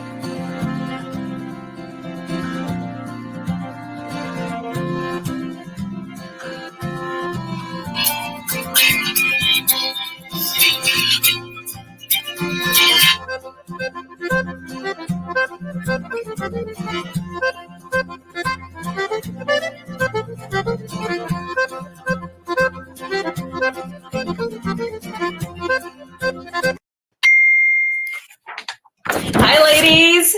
Hi. How are y'all doing? We are great. A little bit tired because in Italy it's 4 a.m. But Are you in Italy? Oh my goodness. We are Italian, so we'll be here. I'm so jealous. What are you saying? Come on, I'm here in New York. I love Italy. I love Italy. We too. It's an amazing city. Now, tell us about I Bring My Own Chair. So I'm gonna start the script for I Bring My Own Chair. The original title, because it's an Italian movie, it's Io la sedia me la porto da casa. It's inspired by a short autobiographic story published by Stefania Majorano. She was a writer and an artist originally from Calabria, which is the place where I was born. Stefania had a poliomyelitis, a disease which caused a motor impairment, restricting her on a wheelchair. Living with the consequence of polio affected her life, but her positive attitude and mental strength pushed Stefania to maximize her potential, turning often limits into, let's say, opportunities. In the short, I didn't focus the attention on disability. I wanted to focus the attention on the human being relationship, on the life as much as is possible, on the normality of a life with a disability. That's it. Wow. Talk about empowerment. So that's basically what it means, right? Bring your own chair. Is that what you meant with the title? She brings her own chair everywhere? Well, yeah, of course. Of course, yeah, of course. Now, the film was absolutely gorgeous. So did you shoot that in Italy? Yeah, we shot in Calabria, 4 days straight, and in the south of Italy, in this amazing place on the Ionic coast. Yeah, that's the land where I was born. That's the land where everything happened, because, as I said, it's inspired from a true story, an autobiographical story published by Stefania Majorana. She was my mother. And yeah, so she taught me how to face life no matter what. And I wanted to share this message, which is a very important message with the world. And I wanted to make her immortal with my father, yes. And that movie is in her memory. That's absolutely beautiful. And it shows, like I said, empowerment. So I guess your mom empowered you, and now you've immortalized her. Oh, totally. And I'm so happy that Ornella is here. As you can notice, the main actress. And I'm very grateful for her for her talent, that she put in the character. Absolutely. And I think you guys put in a lot of work, all of you guys together. So what was it like working with Aurora? Oh, it was amazing, because the character, the Stefania character was so interesting. Not only because she really existed and because she was her mother, but also because she was affected by this particular illness. But I tried to discover the way to do simple things that we every day do in a new way. And we take for granted, right? Yeah, it was the her way to do the things. Amazing. It Well, was, ladies. Wonderful. Wonderful study and work. Awesome. Well, thank you so much. Now, will you be having a screening, any Q&As? Please tell us all about it. Yes, we will have a public screening on CL Live on the 15th of October, so stay tuned. It will start at 9 p.m. GMT +2, which is for me to understand, all the time. Yes. New York and LA, guys, how we made it. Awesome. And we will screen the short movie, but there will be also the Q&A, and I invited to join me also the moderator. She is a friend of mine, an actress based in London and a script writer. Wow. And also Ornella, the main actress, and the editor from Argentina, Gisela. Wow. All over the world. And the visual artist, always from Italy, Antonella Martino. So we will be 5 beautiful ladies, yes, chatting. More empowerment. Totally ready for the Q&A. We can't wait for the audience to join us. And thank you for this amazing opportunity, guys. Thank you. Thank you for joining us, Aurora and Ornella. We really appreciate it. And enjoy Italy for me. I'm so jealous. Don't be. Buy a ticket. We can't. I know. If I could, I would have left already. Hopefully, we all will be able to travel and enjoy pretty soon. Our companies soon. Awesome. Well, thank you so much, ladies, and have a great night or day in Italy. Almost there. Yes. Almost there. Bye, ladies. Bye.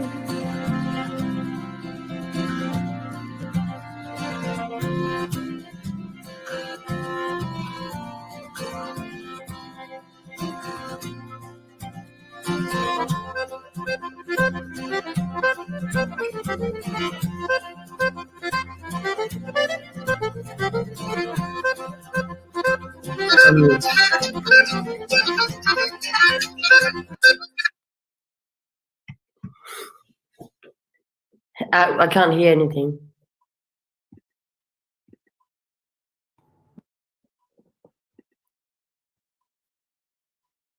I can't hear anything. Can you hear me now? T'entends, Cyril? Hello. Hi. Can you hear me now? Okay, okay. This is a cell phone commercial. Here we go. Look, Lily and Cyril, obviously you two are part of this project, and I understand it's nice to be, joined by a lot of people. I need you to, Cyril, take off your mute button because we can't unmute you because you muted yourself by accident. But Lily, let's start with you. Lily, obviously this project, Leo, talk to me about it. Yes. Well, it's a movie who was directed and written by Fabienne Maé, who was meant to be here, but she's not. Because it is 5:30 here in Paris. Wow, we went from Italy to Paris. I'm so sorry, but thank you for making it like your first choice. I apologize. Yeah, no problem. And so it's a movie about 3 sisters who have the same mother but not the same father. And the mother is sick, and I play Leo. I'm the youngest sister. I look after my mother. And every Sunday night, they all have a dinner together, the 3 sisters. And on that particular night, they will discover a secret about the mother, which we think is about the mother, but I can't tell more. That's okay. I get it. Cliffhanger. I get it. Okay. You got to tune in, right? Cyril over there. I apologize. It's probably not how you say your name. Can you say your name the way it's meant to be heard? Like breakfast, actually.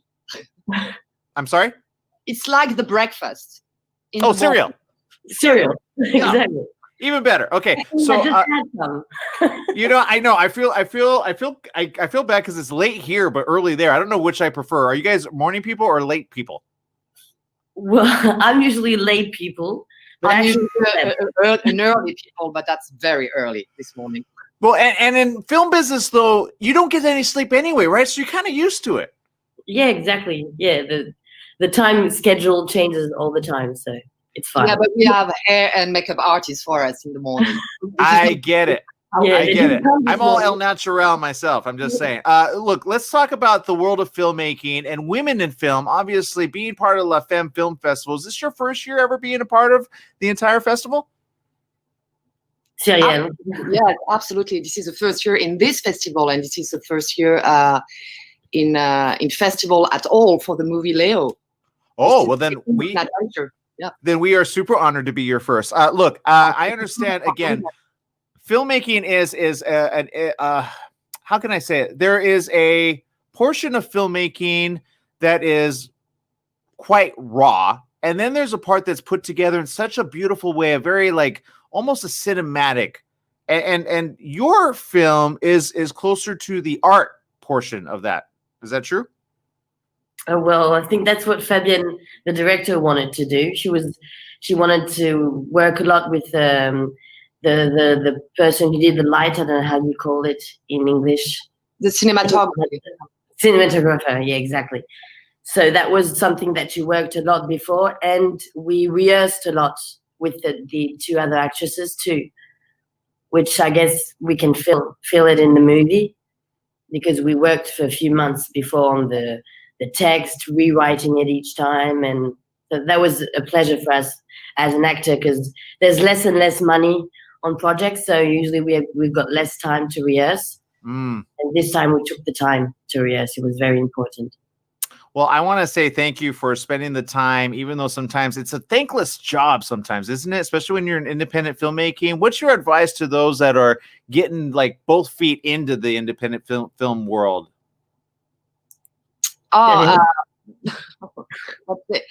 Actually, what we did with this project was exactly what I think people should do in the independent industry. It's gather people you trust, try to create an energy, a synergy between the people, as we did, between the techniques and the actors. And we rehearsed, as Lily said, we rehearsed a lot. So we created like a real team, like a theater team. We work as a theater team. So without a lot of money, we were able to make a real movie with real assets for us, because we create that team really, really close, months previous the project. Got it. Well, I want to say thank you for getting up super early. You're a better person than I am, seriously. I can't wait to sleep in tomorrow. And I got a morning show, so that says a lot. Long, so it's fine. Yeah. But you know what? Thank you for keeping it with us. Obviously, the film festival cannot be without you guys because La Femme, right? I mean, just, you see where we got the inspiration. Not me, but, Leslie Lepage. It's from your part of the world. I'm just saying, Did nobody get that? Am I the only one? Okay, it's early in the morning. Get your cereal on. But that means cereal. I'm just win a prize if it's on our side of the continent. Well, hey, you know what? It's made up. Yeah. Okay, so thank you so very much. We're gonna tune in, get our tickets right here, right now. Thank you for lending your voices to the film world. We need more of it. Okay. Thank you very much. Thank you.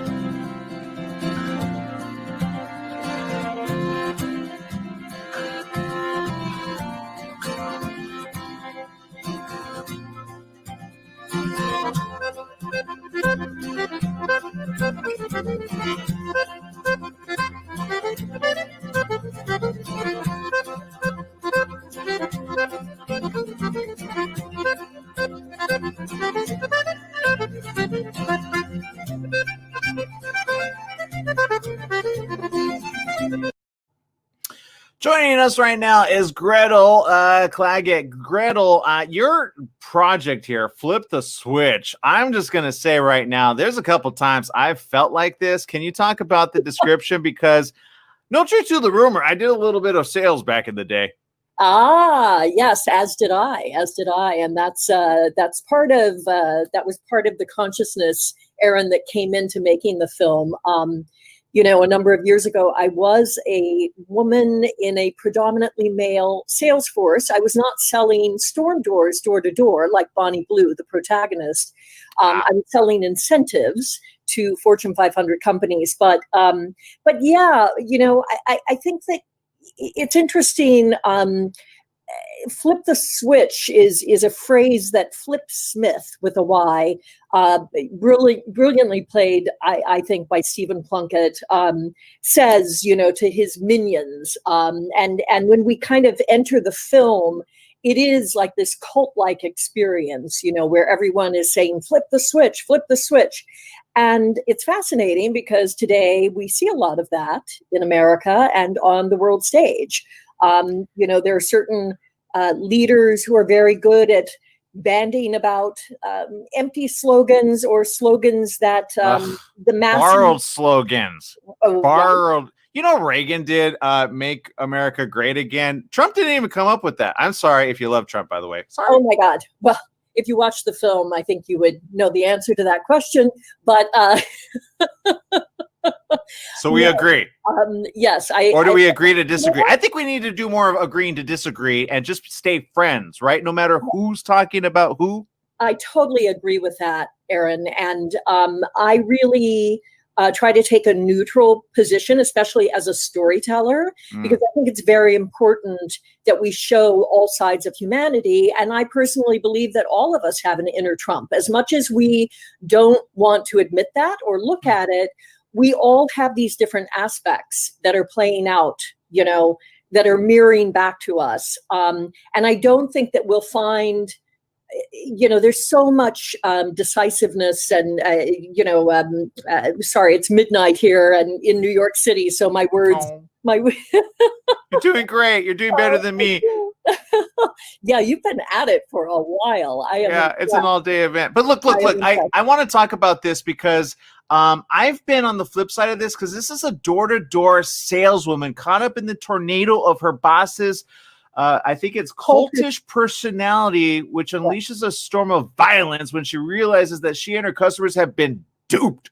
I will tell you, that is my worst nightmare. Everything I ever project here on the morning show on ABC News Radio, that's a plug for me. I make sure to try and or buy myself before I feature it. But I'm going to tell you right now, if I found that to be the case, I don't know what kind of violence I would resort to because I'd still want to stay in the air. I'm just saying.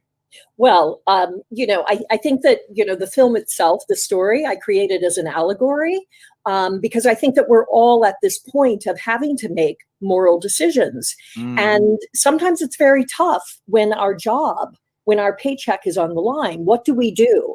And we can say, oh, well, I would never do this or I would never do that.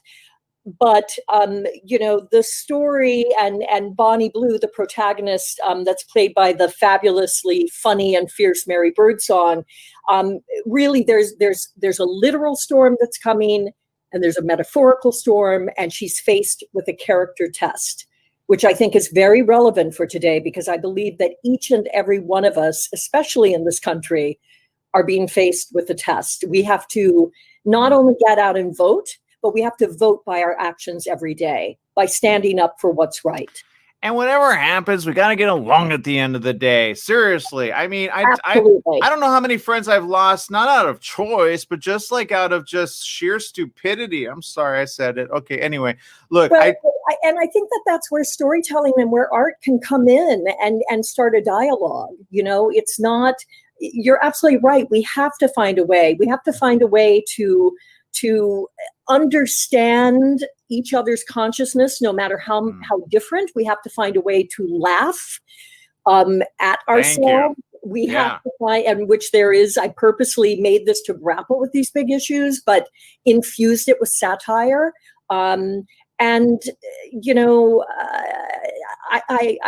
hope that we can. I hope we can turn this around. I do fiercely believe that storytelling will make a difference. And, I'm really excited to be a part of La Femme and with all of the great filmmakers who are, whether it's through documentary or narrative storytelling, are grappling with important issues, are bringing things to light, especially female filmmakers and creators, who do have a different lens. And that too, I'm all for men and women working together, Hey, that's what makes the world go round, okay?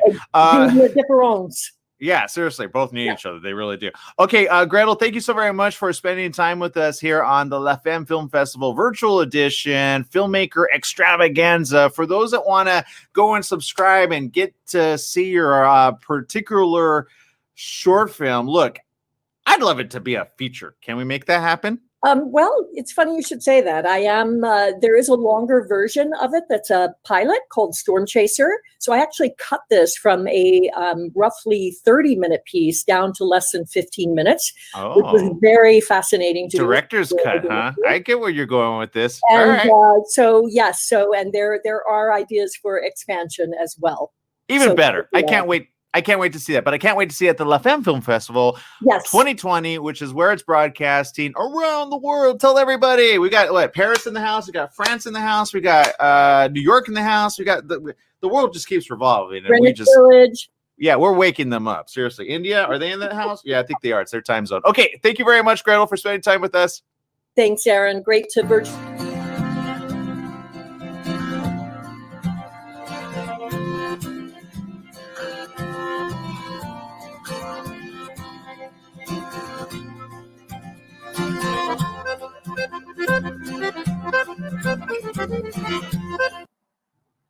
Joining us right now is Ellie Stern. Ellie, animated short. I'm so happy to hear all the animateds are in the house. Yeah, thank you so much for having me. Yeah, what happened with the did you get an inspiration by Oscar the Grouch? Because he knew garbage, and I understand this particular story talks about a fish and just can you fill in the details? Definitely an interesting interpretation. Yeah, basically, my film is a surreal stop motion short about a homeless woman who becomes pregnant with a fish, and kind of the bridge between motherhood that connects her to. It takes place in a very neglected, dirty city filled with garbage. And then she becomes mysteriously pregnant with this fish. And I think that kind of bridges the gap between like that alienated feeling. So yeah, there's a lot of garbage in the film. Oscar the Grouch wasn't my inspiration, but that's definitely valid. I don't know. Might have stuck in your cerebral cortex over there. Look, animation is near and dear to my heart. How long did this take to make? Because usually an animated short still takes a lot of time. Yeah, it was definitely a tedious process. From the very, very beginning of pre-production brainstorming until the very end, it took about 10 months. The animation took about 2 months, and then 4 months for the kind of fabrication pre-production aspect. And then post-production was actually completed in quarantine. It was right when COVID became a thing in the world. So it was very stressful. It was my BFA thesis film. So I had to evacuate campus, fly back home to Toronto, and complete all of that in quarantine. So it was definitely, but I think it kind of goes with the theme, that chaotic feeling. It was kind of fitting for the times. Well, and at least you're safe, right? Okay, so let me ask you something. If budget was not an issue, what would be your next film? Good question. I mean, I love stop motion. It's my favorite medium to animate with, and I definitely have fallen in love with it over the years. And stop motion can definitely be expensive with all the materials. I really enjoyed kind of focusing on that big city aspect in this. So I think if I had the biggest budget in the world, maybe I would kind of expand on that, make a bigger city. I've only ever lived in big cities, so I've kind of grown up in that atmosphere. So that's something I definitely like to focus on in my art. And yeah, I think money would help. Because I don't think people understand the stop motion portion of it. I mean, there are so many minute little movements. Yeah. Sometimes I wondered if you move it too far, do you have to go, oh no, I got to do the whole scene again? I don't know. Oh yeah. There's many moments like that. You just, the table shakes, everything goes down. You have to completely start over. You have to be very, very careful. I'm glad you don't live here in California where there's earthquakes every. Where do you live again? Vancouver. Well, there's earthquakes here too, or there's the big one which could destroy the world. I can see you going, oh, I'll get it in the morning. Then all of a sudden, earthquake, and we just had like a 4.8 or felt like an 8-pointer. Yeah, I heard about that. Yeah, it wasn't cool, especially when you're near the epicenter. Hello. Okay, but Ellie. Yeah, thank you. Ellie, obviously a lot of people are wondering right now, with coronavirus, why should they invest more in animated features? Because I think the kids of today really need more fun than they're having right now. You know what I mean? Yeah, I agree. I mean, I think there's so many opportunities in animation. You can really create any world you want. And I think in COVID times specifically, live action, it's harder to happen because, crowd scenes are completely out the window at this time. And animation, I mean, you can do it anywhere. You could do remotely. Stop motion's a bit more complicated if you want a bigger team because you kind of have to be in the studio working. But yeah, I mean, I think animation in general, there's just so many opportunities to do something completely fantastic and unrealistic. And yeah, I just think there's endless possibilities. I think there's a this just popped into my head. So I'm going to say, I've always learned when things pop in your head, sometimes there's a reason for it. I think it'd be kind of cool to take about like 50 different people that have never done stop animation. You be the leader and you kind of create this like revolving situation so that those that have to be made to stay at home can actually like do it. You could do like a little course together and be like, okay, I would guys, love that. Right. I mean, and kind of like a music video montage, but stop, and I think people like once they start getting into that, then you can like, get them for a future project on like the third one that you do. And then you're like, boom, you're like got your whole team ready to go. And then no matter what money comes in, you're always ready to go with your production people, right? What do you think? That's a great, I think like stop motion is not everyone's cup of tea in the animation world, but I do one of the easier methods of animation to learn if you know nothing about it. Like you don't have to learn programs, you don't have to like draw all day. You just kind of move objects and take pictures. So yeah, I think anyone could do it if they want to. Definitely. Okay.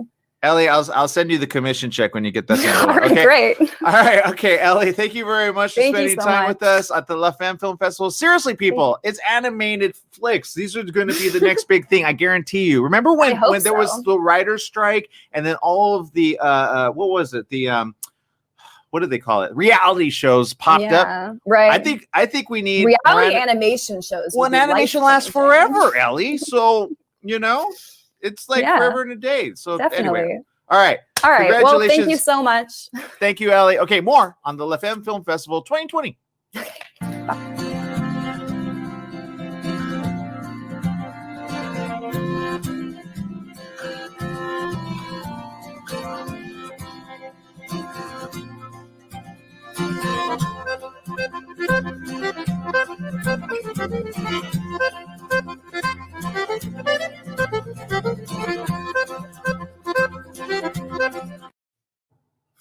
Joining us right now, I've been waiting for you all for the last 8 hours. Seriously, Angela.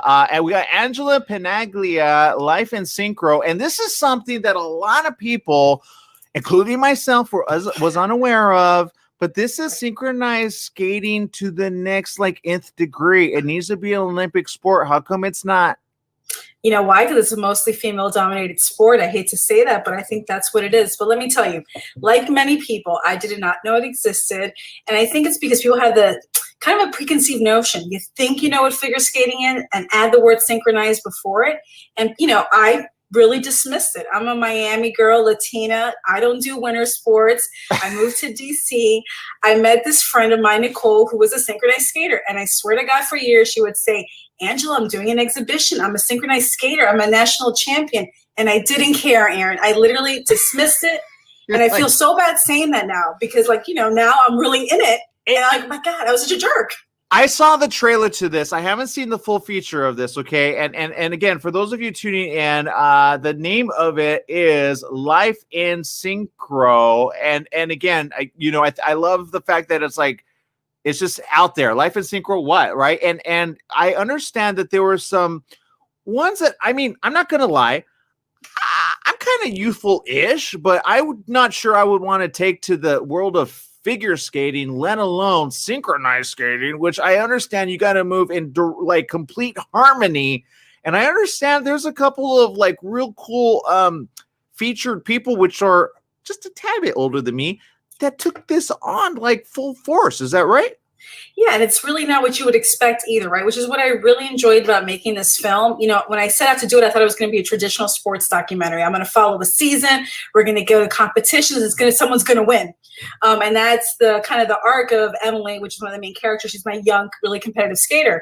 But as I was doing that, I found, my God, there's people of all ages doing this. Little kids to women who are even older than Heidi and Peggy that you see. And really, I think that's what makes the sport unique is you don't have to age out of it. A lot of us, we think about doing competitive sports, you reach the highest level and then you're done. But these are people and women who are making they're it's really hard to make a career out of it, and that's part of the problem, right? That's why Emily herself, my main character, kind of has to leave the sport, because how can you financially sustain yourself when you're not at the Olympic level, right? But yeah, Heidi from the Down East, there's a bunch of older ladies just having fun and doing it for the love of it and the community, which was amazing. Well, and I'm so glad, again, that everybody gets to do this because it is a beautiful looking sport. I already am a fan whenever they have the Winter Olympics of just the couples, right? I get kind of bored with the singles, not going to lie, but there's just something so harmonic between the two. And I never want to see them like one, like throw them up in the air and then drop them by accident. But my point is this. Right, nobody wants to see that, really. But my point is this: having these young women and even blossom into, the elderly women, I think is something that we need to see more of. And I'm wondering why it's not a televised event, and it definitely needs to be. And I think this documentary is going to help change that. I think the issue is what comes first. Do you know about synchronized skating and they televise it, or do you televise it and then create a following around it, right? And that is the question. I think once it's not hard. It's called live streaming. I mean, we could do it right here, right now. I mean, just put me with them and we'll make it a massive, phenomenal online event that people are going to want to watch. Trust me, people need it. Absolutely. I think, that's what's really unique about synchronized skating is in what other sport is it not about one person? There is no jersey saying number 25. You're not the pitcher. You're not the point guard. It's literally about 16 people moving in unison. And imagine if we lived life like these women skate, and there are young men too, so I don't want to exclude my young men. But like, my God, that's what we need more in this world, right? More collective action. I think it'd be cool to see like couples skating, like 3 different couples all skating in unison. I don't know. I'm a romantic. Yeah, I think I saw too many romance films where they actually they meet on the ice skating rink, right? It's a place that it's just something so beautiful. It is. It's not so easy though, and there is a fall sequence in the movie, and I wish I was a skater because I think if I had been skating, I would have really captured it. Because the other thing that I tried to do really well, 16 people moving across the ice at the same time is hard to film, and it's hard to get the immediacy, like how fast they're moving.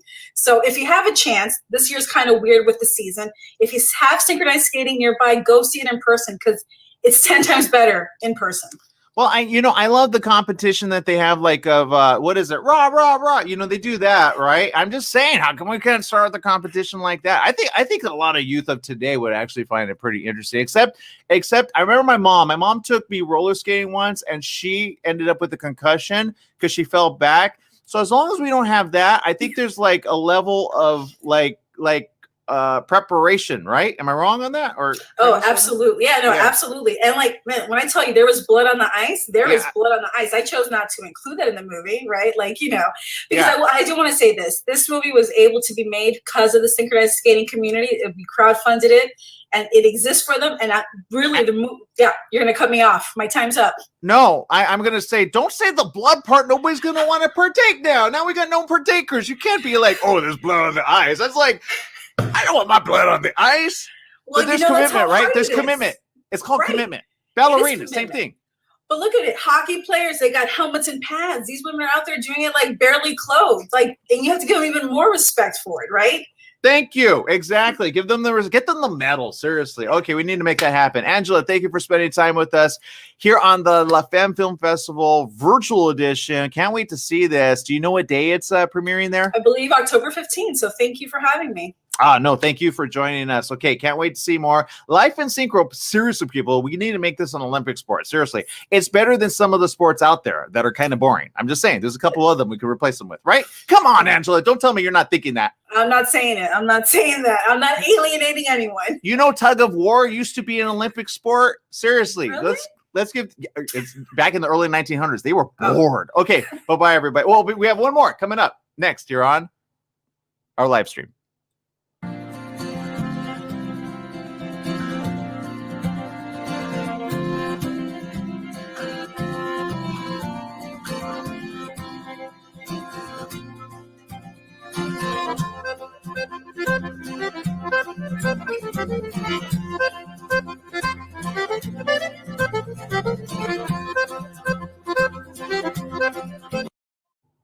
Joining us right now is Chen Drachman with the Book of Ruth. Chen, am I saying that right, or is it Shen? It's actually Chen, like Hanukkah or L'chaim. I would never know that. Okay, the Book of Ruth. Speaking of Hebrew, right? Is there any relation there on this particular short? Well, I'm Israeli, and I am the executive producer, writer, and the cast member. So that would be the connection, I suppose. Hey, maybe you were Ruth in a different lifetime. I don't know. I don't know if you believe on that. But look, obviously, Ruth, the Book of Ruth, to us about this. It's where Lizzie confesses to have known a related secret for years, and Ruth is left with some explaining to do. Yes, as you described. I just don't know how much to get into spoilers territory, but basically that's our movie. It's I'd say it's a family movie. A family that comes to visit the grandma for Passover, and during the movie we find out like a huge secret about the grandma that actually relates to historical events, and the granddaughter is the one who discovers it, and she confronts her grandma, and kind of like through this confrontation we get to discuss certain themes like memory, the greater good, even a little bit like the dark side of fame. So yeah. And Ruth is our leading character. There are a lot of like small stuff there. If you do think about the Book of Ruth originally, it is a story about someone who left her home, followed someone else into like a foreign country, started a whole new life for herself. And that's sort of what happened for our lead character. I don't want to get too much into it. It's okay. Yeah, but that's it. Yeah. Let's talk into the you mentioned a lot of titles there, and sometimes in projects like this, sometimes you have to wear many hats. If you had to only choose one hat, though, and all the money was in the world, which hat would you choose? I'd like to think of myself as an actress first, or rather, that's what I like to do the most. It's a little easier to write because no one can stop you from writing. If you just, I mean, other than your own brain, of course, but you can just write. When you're an actor, you're depending on others to give you roles. So I'd say that benefit-wise, it's much nicer to write because I can just always do it. But I really do love acting. Well, and writing is I'm not gonna lie, I'm terrible at writing. I got great concepts. I am not good with like certain descriptions of concepts. Does that make sense? I'm so backwards thinking. Like I would need to do talk to text because my brain just thinks too fast. What do you give somebody the encouragement to do when, let's say, they're sitting on the sidelines? I'll give you a perfect scenario. Okay. I don't know how many actors are currently out of work right now because they cannot go and do something. But I always say, if you have a camera lying around, put a mini project with just you and your family or make something happen. Is there like an idea that you can give people in generality to at least put your thoughts down to paper, such as myself? It's very interesting. Actually, it's a really interesting question because the more I talk about writing with people, the more I see it. It's such a different process. It's such an individual process for anyone, for everyone. So I don't like, if someone is looking for the right way, I really don't think there's something that is specifically the right way. If you manage to end up putting that story on paper somehow in a way that works for you, that's great. And I also would say, don't be discouraged by the fact that you've never done it before, because then you'll never do it at all. So for me, for example, for years and years, when I wrote, it usually started with like a line of dialogue that I just really liked and popped into my head. And I kind of like developed the whole story around it. Like, okay, I know this sentence is being said at some point. Why was it being said? Like, by what sort of person would a sentence like this be said? But that's a very weird and specific way of writing. Many people work with structure. The things I'm working on right now, I worked in a completely different way. So I think if you're someone who's kind of like venturing for the first time, or think you can do it, but never was like kind of like too fearful to try, I'd say try.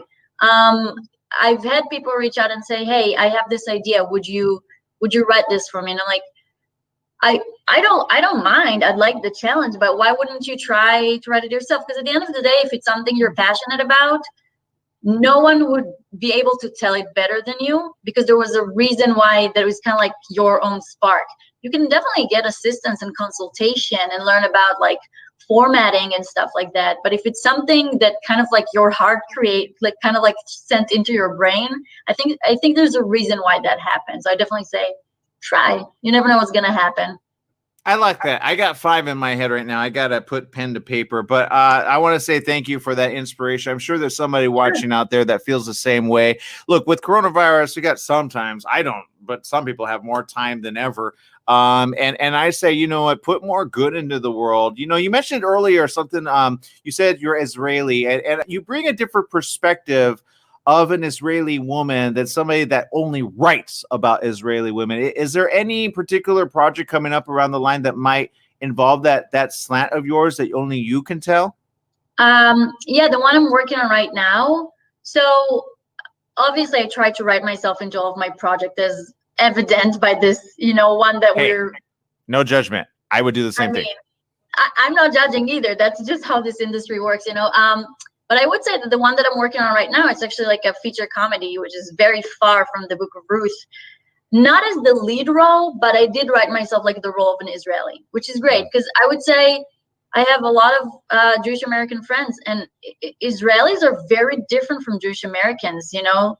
So even now, I became a citizen about a year ago. I'd say I consider myself Israeli American, you know. So it's something different. So I do find with the people who are close to me in my life that are Jewish American that we do share that sarcasm, but obviously there is an Israeli nuance, and I think the only way to really see that is to write an Israeli character. So I am hoping to get to do that, and that would be amazing.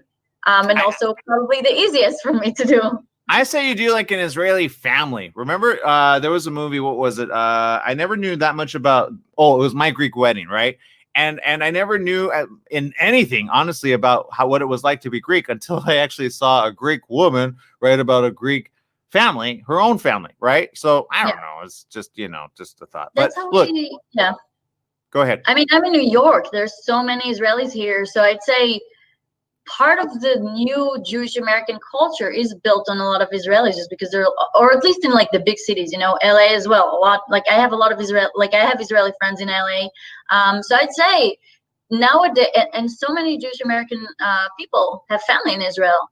So it makes a lot of sense to me that if you do see Jewish characters in movies and you do show the extended family, you'll also see like the visiting member, you know, the visiting member of the family is coming from Israel to either like stir the pot or God knows what, you know. So hey, we'll see. There's one in every culture, trust me. Okay, I want to say thank you for spending time with us. The Book of Ruth, it's right here. The Femme Film Festival 2020 is where it's at. You can check it out. You can get your ticket. You can get just for this event, or you can get the whole thing for every event. Thank you so very much for spending time with us, and many blessings to you, okay? Thank you, Aaron. Thank you. Have a good night. Okay.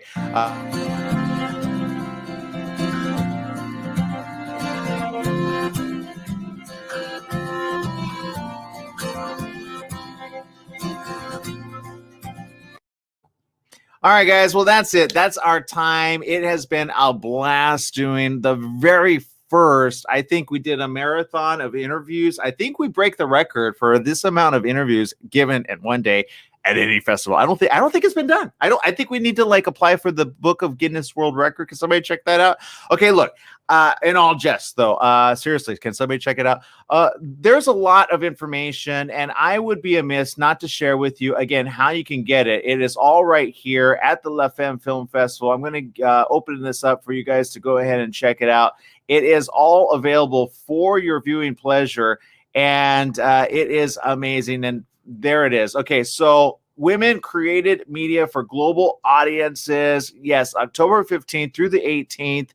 Our first ever virtual fest. It is a fantastic thing that's happening all around the world, but it's emanating here from our very own backyard in Beverly Hills, California, showcasing content made by women worldwide, celebrating and honoring women, producers, directors, writers, many of them that you see right here on this broadcast. So if you want to support, all you have to do is, I'm going to scroll down you could, if you just want to get one of the movies, because one of the movies thought, oh man, that was just a really eye opener, right? There was probably one, maybe two, maybe three. I'll be honest, I have like 20 right now that I want to go check out right here, right now.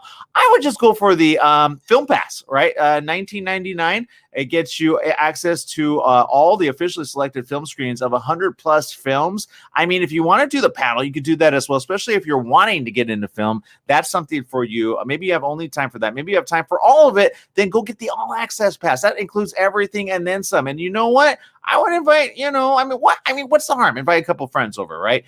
So there you go. Look, I know this is where it's at, and I want to say thank you to each and every one of you for, again, making it possible for us to do our job, to be able to get this information out to each and every one of you. And whatever you do, remember this: we need more perspective, okay? Whether it be, look, I hate the whole men versus women idea, but the idea has legitimacy.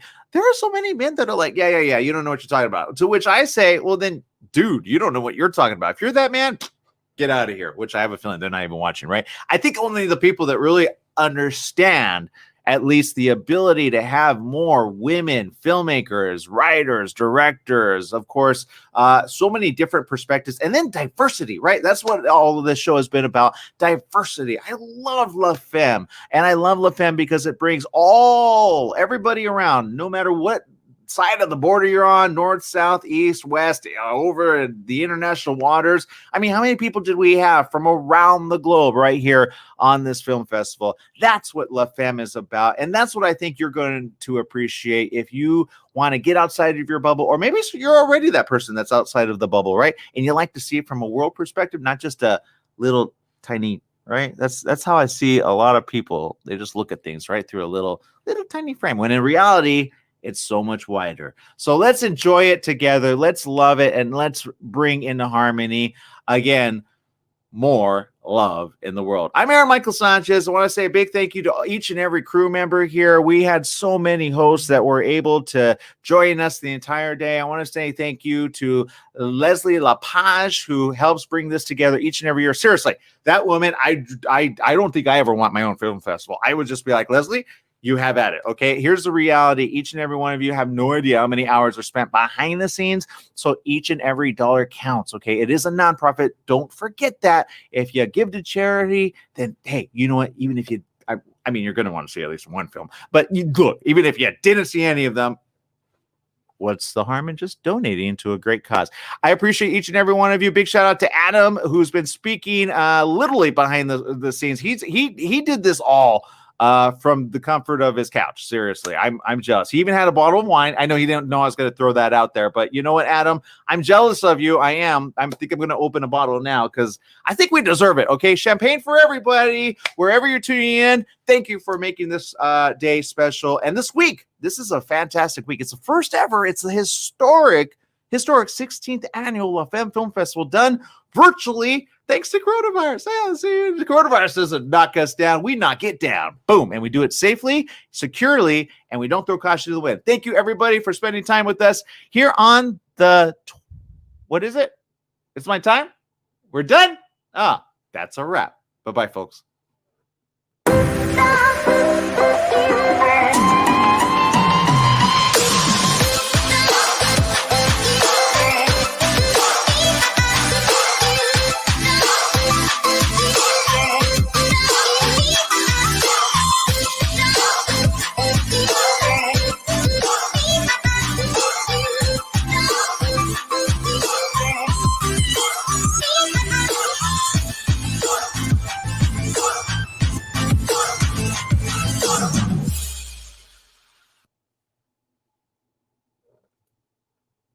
That's right. It is the La Femme Film Festival 2020. I'm Aaron Michael Sanchez. This is the first ever virtual live chat that we've done ever.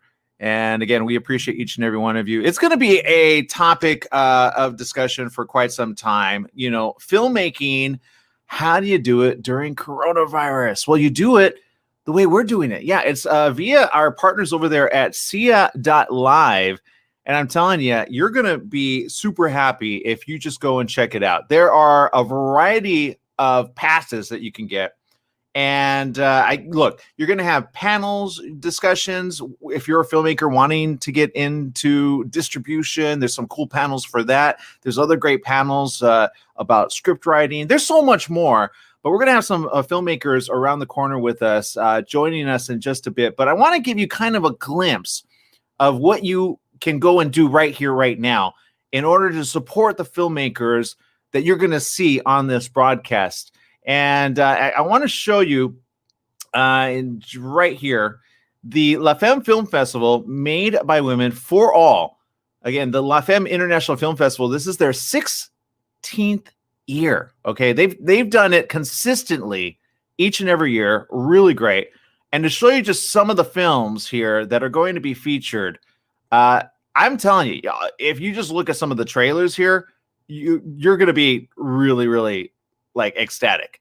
In fact, I've seen a few and I'm like, man, how can I get it all? So without further ado, I just want to show you, if you click on the home page here, and we posted the link, by the way, for you to see and click on it.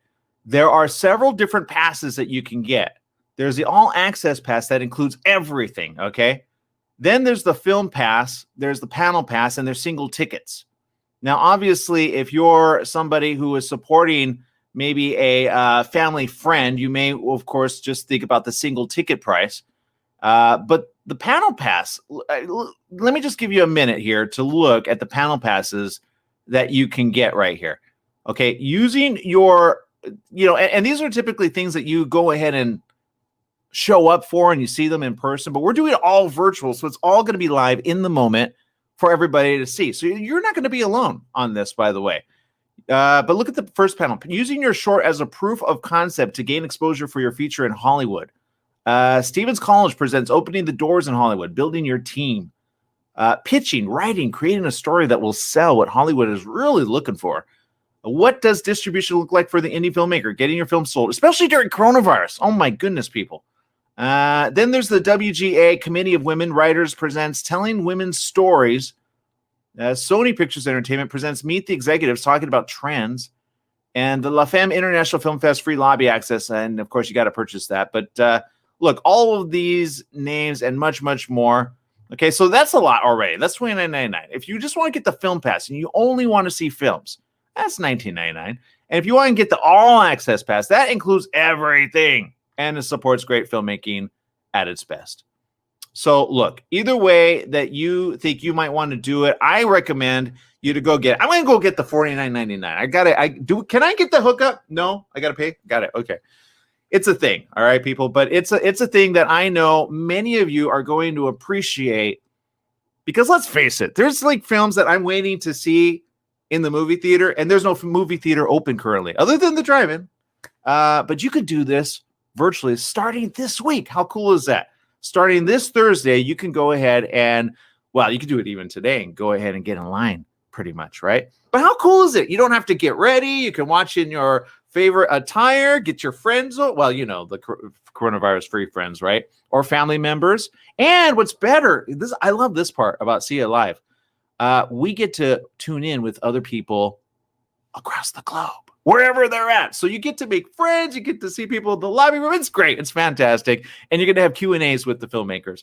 Speaking of filmmakers, joining me, waiting in the lobby over there, is somebody who I really can't wait to talk about. She has a film. It's called Lancaster Park. I checked out this trailer, and I'm telling you, it is, well, you know what? Joining us right now, let's see if we could get Linda.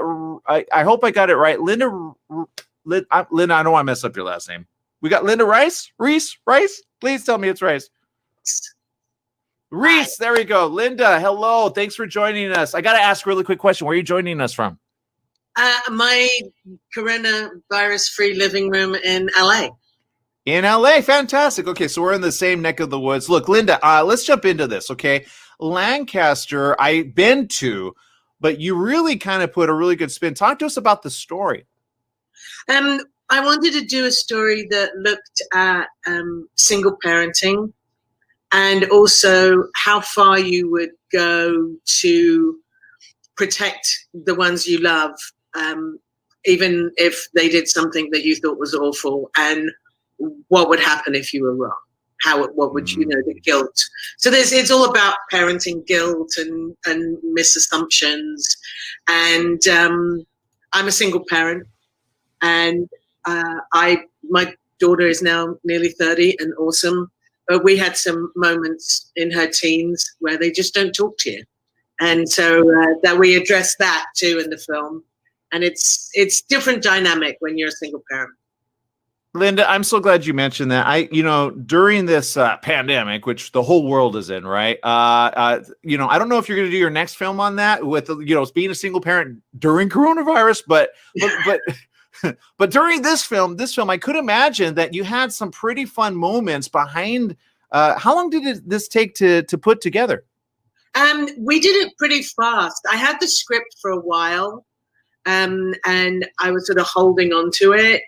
And then I, from first day of pre-production to, having a finished product was maybe 3.5 months. We shot in 3 days. So for a short film, it was fast, but I was also on a mission to just do it and get it done. So I opted to do my fundraising after. Interesting. So you put everything on the line to start with. I got to say, first of all, Linda, look, it seems like you're no stranger to the world of filmmaking. To people out there, especially independent filmmakers, what's your bit of advice that you say, look, you got to get this right before you go all in? I think that the two things that I mean, aside from a great story, which you can have the best people in the world on something, and if it's not a great story, it doesn't make any difference. You can't polish, what. But after a great story, good actors. But it's really interesting. I've seen a lot of shorts in festivals where the sound sucks or design sucks.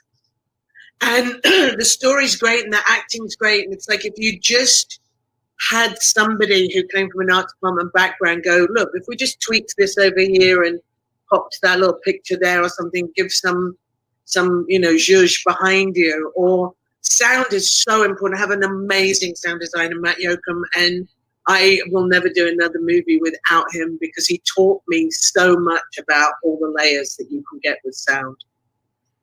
Well, and Linda, look, I know I would love to have you for forever, but Linda, obviously being part of the La Femme Film Festival, is this your first year? It is. I submitted my first film 2 years ago, and we didn't get accepted, unfortunately, but I did attend. And I thought it was a really awesome film festival, and I have a tremendous amount of respect for Leslie, whose festival it is. So I'm excited that we got in this time. Well, I can't wait to see it. It's Lancaster Park. Again, Linda, thank you for spending time with us here on the La Femme Film Festival virtual meetup. And stay safe over there, okay? And for those that want more information of your fantastic film, is there anywhere they can go or follow you? You can follow Lancaster Park Short Film on Insta. The same handle for Facebook. Thank you, Linda. All right. Thank you. Bye, Be everybody. safe. Okay. We'll be right back with more right here at the La Femme Film Festival 2020.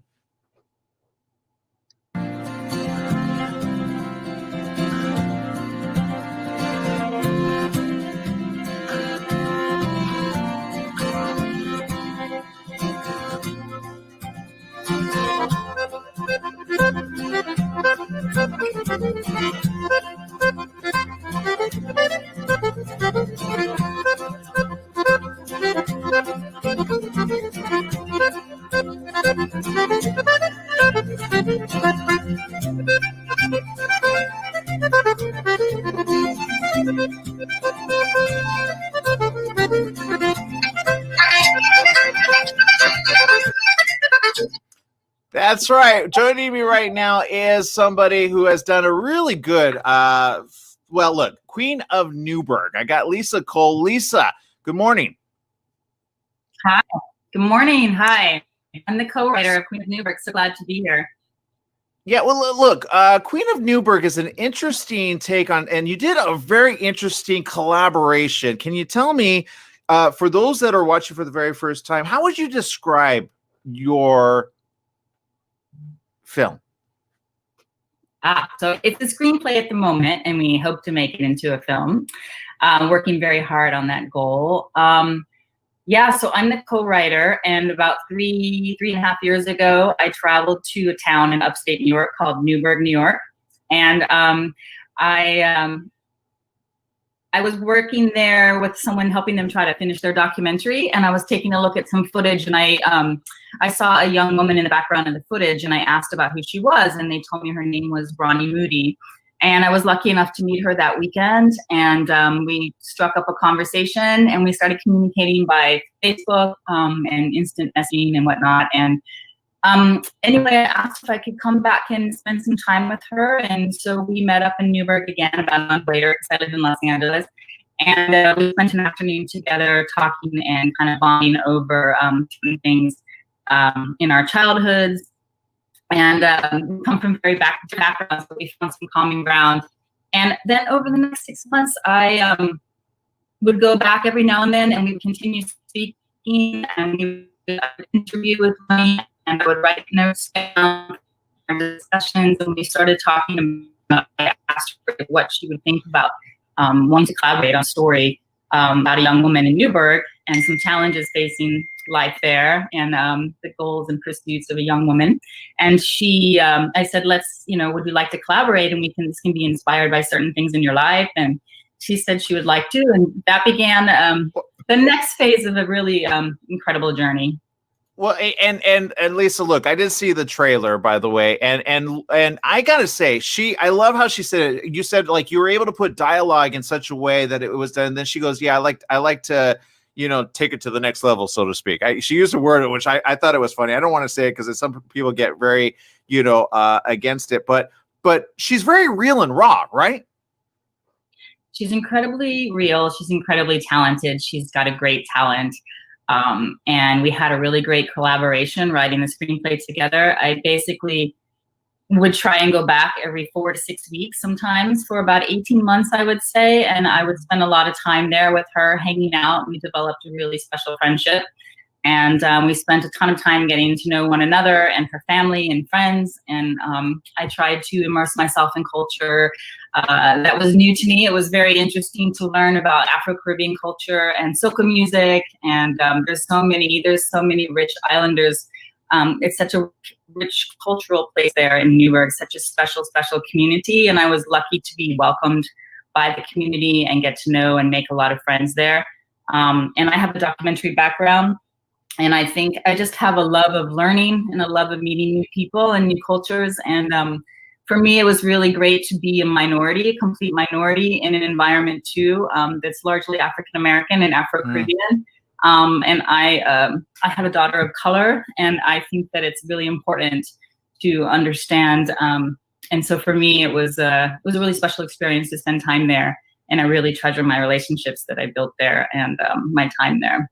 Well, Lisa, we've run out of time. I apologize. If you could give like a quick, brief synopsis of what you learned from doing this film with her, seeing it from the eyes of her versus yourself.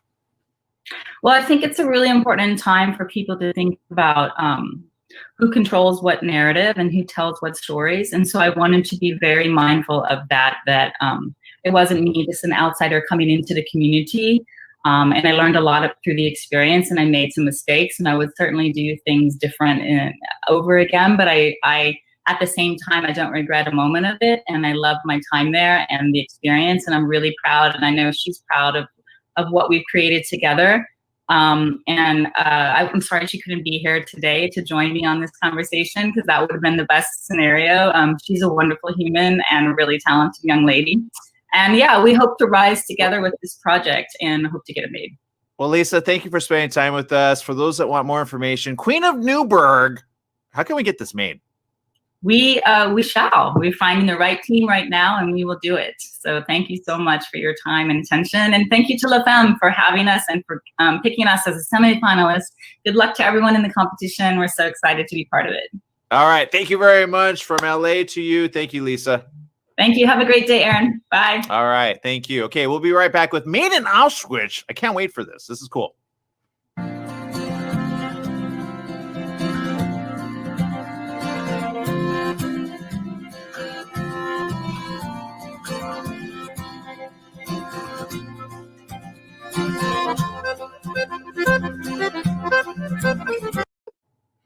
All right, joining us right now, Made in Auschwitz, Sonia Winterberg. Sonia, this film, oh my goodness, I'm not gonna lie, I was a bit like, I think I'm gonna cry during this.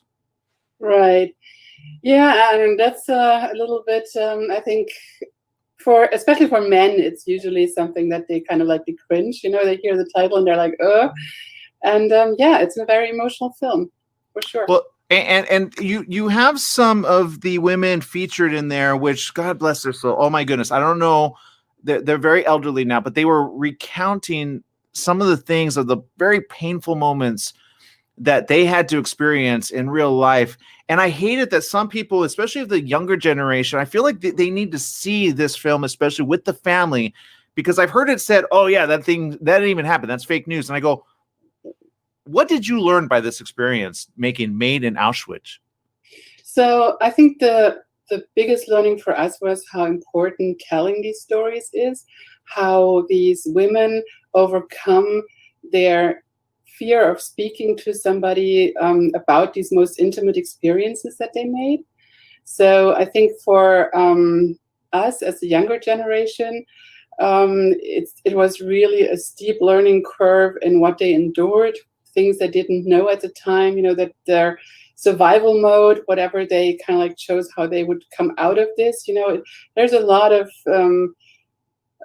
there were experiences I think we would call traumatic today. I think those words didn't exist back in the day, you know, they just knew how to keep quiet, and that's what happened to them for almost 70 years, you know, before they started talking to us on camera. Look, Sonia, obviously putting something like this together, not easy, but you really put everything into this. Can you describe for those that might be on the fence about watching something like this? Because I don't know how graphic but it's real. I mean, people looked at the Steven Spielberg version, which made huge acclaim, but this is, I mean, you have photos, you have video, you have. Is there any warning you give to the viewer? So I think the warning is that the protagonists, the women, the survivors in our film, they detail what they experienced, and they're a very small group. There are 6 women who we have on camera who survived out of several thousand. There were only a few hundred survivors after the war, but of course by now there's actually only one of the protagonists that we filmed with is still alive. So it's really has come down to a point where these are elderly women talking about an experience they had 70 years ago. So on the one hand, it's something that I feel we haven't lived through it, so we can at least listen to it. Is it graphic? Sometimes it is. It's not in the film graphic. We don't show any sterilization experiments, what the film is about, that happened in Auschwitz, but they talk about it, and we talk about the science background, medical background, we talk about the historic implications, and also who benefited from these experiments, which were 2 major companies, Bayer and Siemens, you know, companies that are around today. So we for sure have a responsibility to tell and listen to these stories. Well, Sonia, our time is up. I want to go on forever on this. For those that want more information on this fantastic documentary, it was really well done. I can't wait to see it. I'm definitely gonna get in line on that virtually. For those that want more information on your fantastic film, where can they go? We're now on Amazon, actually, so you can look. If you don't see it during the festival here at La Femme, there's a possibility to both order a DVD that's on Amazon or to stream it online from Amazon. So. All right. Well, and again, you could do the virtual thing here, which is all live and all in the same. You don't get that with Amazon, by the way. Just throwing that out there. Yeah. So thank you so much. Thank you. Okay, Sonia Winterberg, everybody. We got to take a quick break. We'll be right back with our next film. Very interesting. Touch. What's that about? We'll be right back. Thank you.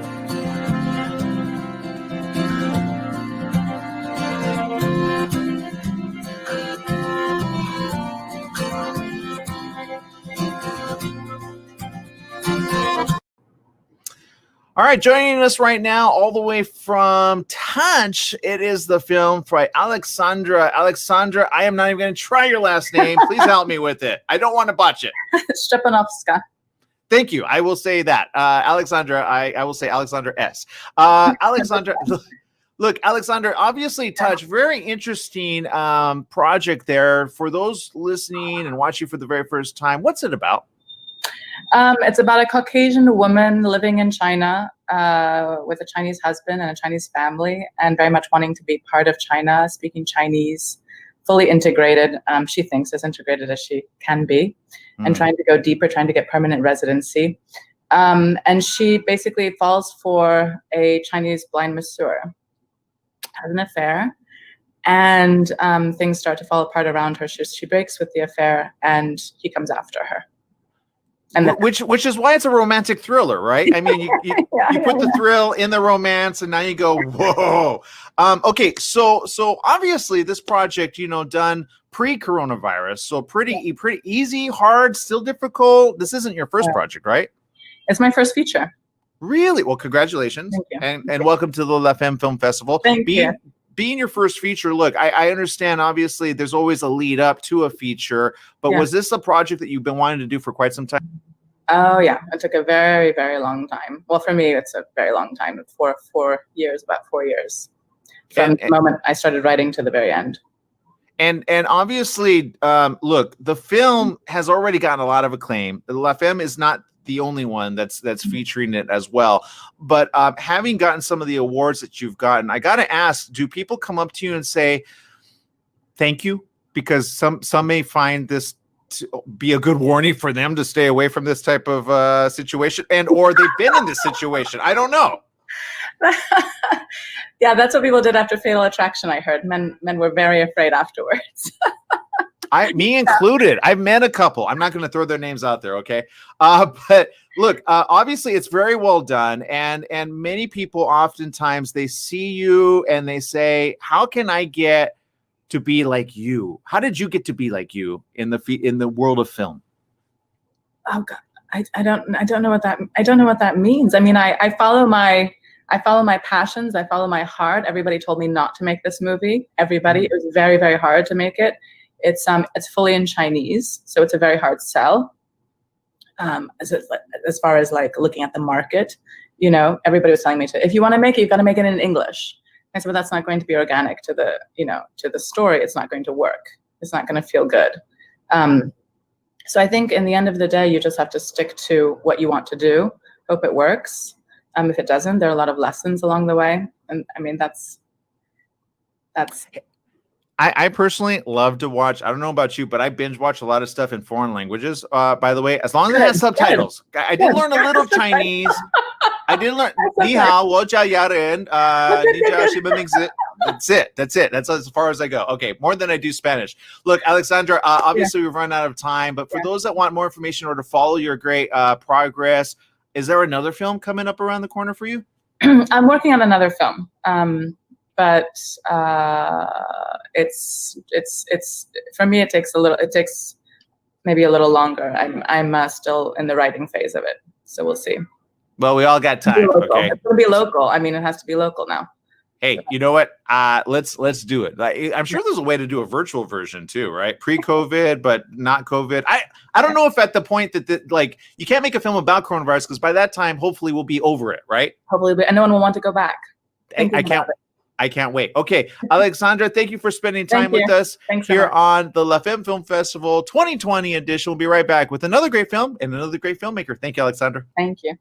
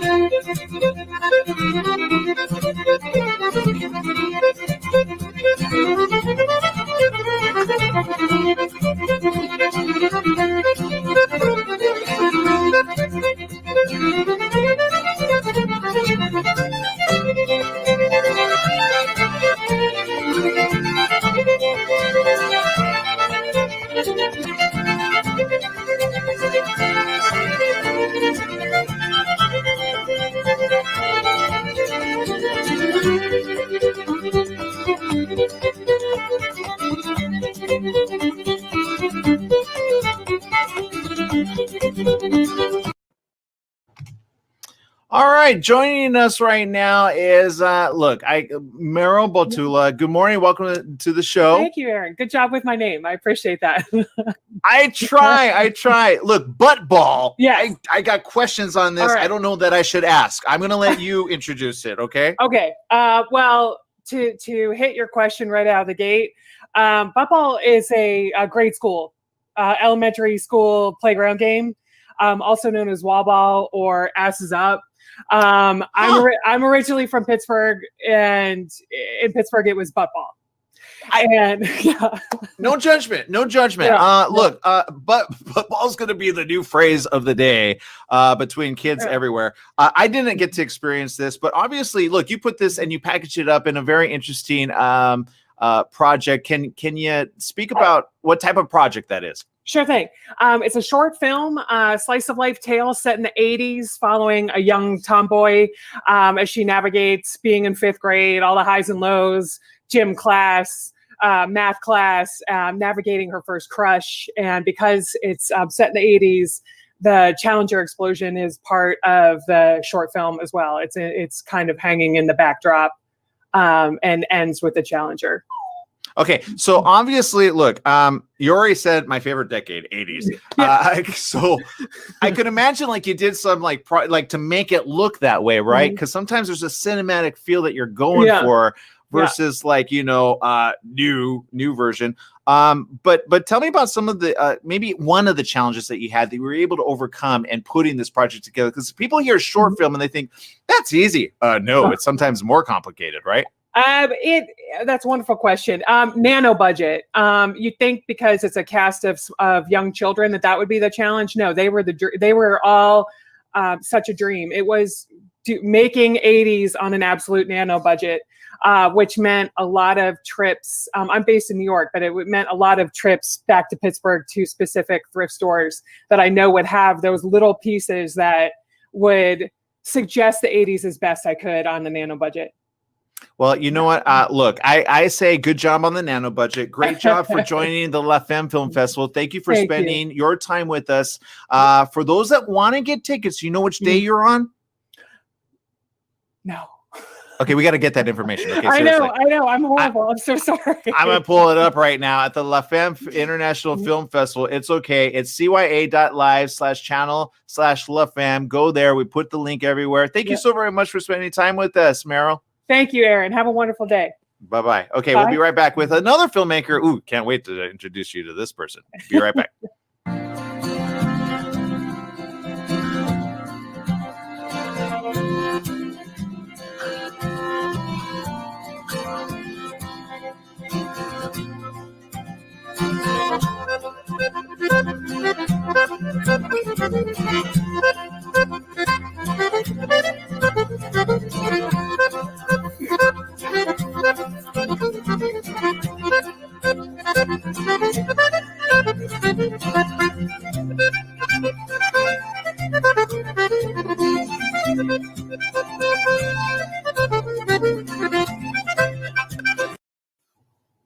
All right, joining us right now, all the way from They, Them, Us, Jane Marlowe. Jane, how you? I think you're muted there. Can we unmute you?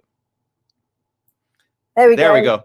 Hello from London. London's in the house. All Jane, we love you already. But They, Them, Us, talk to us about this project.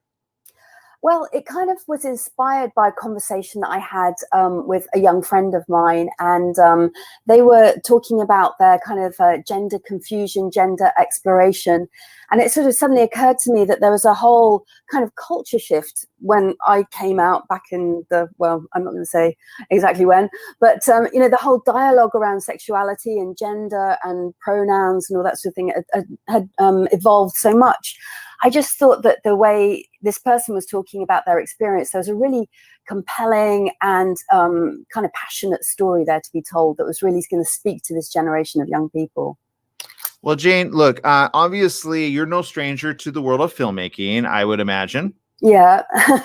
So you have what I call investment years, right? Never throw those investment years away is what I'm saying. Be proud of it, because you are a great inspiration to so many other filmmakers that are just trying to get into this world.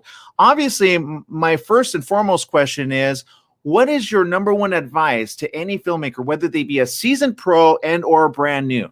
Oh, wow. I think that one of the best pieces of advice I was ever given as a writer, I've been a TV writer for many years, is just to write from your heart. You know, don't try and kind of fit a mold. Don't try and second guess. Because those are the shows that probably won't make it. But if you write from your heart and you write something about something that you're passionate about, which we definitely are at They, Them, Us, then that will show and people will be engaged by it. And you know, don't give up. If people don't like it, or that might be their taste, you know, your doors will be shut on you. But, you know, if you're passionate about it, don't give up. I love that. You know why? Because like everybody, look, I've talked to filmmakers during coronavirus, and some are like, I want my movie seen in the movie theater. And I'm like, that's not going to happen right now anytime soon. So being part of the La Femme Film Festival, how is that a different dynamic for you? Because it's a brand new dynamic for us. Yeah, no, it's amazing actually, and we're totally thrilled to be involved with it, and especially on the new platform that we've been running a tech rehearsal with the cast and the cast that are going to be coming along for the Q&A after the screening on Friday, and yeah, it's just wonderful that you can reach this global audience, and you know, it's opened. You know, looking on the positives about this situation, it's opened up a whole new audience. You know, we can be in London and LA, or, you know, you could be anywhere around the world and watch this absolutely barnstorming set of films. I love that you actually saved money and you didn't have to come all the way to the States, and you could still be with us, and that we could be with you. Isn't that cool? It's quite cool, but I would love to go to LA as well. Well, you know what? Yeah, next time. Let's hope for the best and wish for the best. But in the meantime, let's make it an amazing party, right? Because you could do a virtual party. Are you gonna have any drinks like to your side, like a little bit of tequila, a little bit of rum? You know what I'm talking about? Yeah, there might be. We're gonna have quite a few of the cast on stage, so hopefully there's going to be a really fun Q&A session. And I'm sure if those of us who can get together will, I'm sure. Thank you, Jane, for spending time with us here at the La Femme Film Festival 2020. Jane, can't wait to see your project. Thank you very much, Aaron. Cheers. All right. They, Them, Us. Go check it out. We're going to switch gears up with a brand new host. Yes, I can't wait to introduce you to everybody. Ariana Sanchez is going to be here with us. Stay tuned for more right here at the La Femme Film Festival 2020 virtually.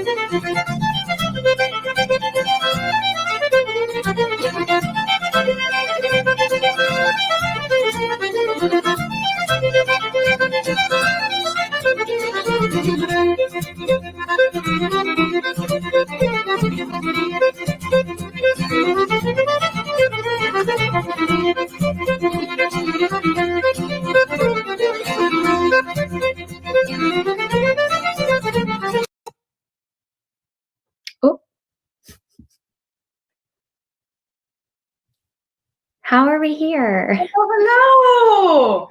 Mary just stepped out for a second. Hi, you guys. Hi. Hi, Emma. You look amazing. Yeah, I'm wearing my new Vote shirt. Oh, nice. Nice. Very timely. Well, yeah. Ariana, you were muted, actually. So we cannot even hear you, girl. Talking to you this entire time, trying to introduce you. Oh, sorry. Thank you for calling that out. How are you, ladies? Thank you for joining us. Yeah, we're gonna have another third lady or fourth lady here very soon. Are we live already? We are live. We're here streaming. Welcome to La Femme Film Festival. Thank you. It's a pleasure to have you. Is this the first time you see each other since you did the film together? Is it? I think so. Yeah, virtually for sure. Yeah. Interviews. Yeah. Yeah. It's so good to you. I miss you.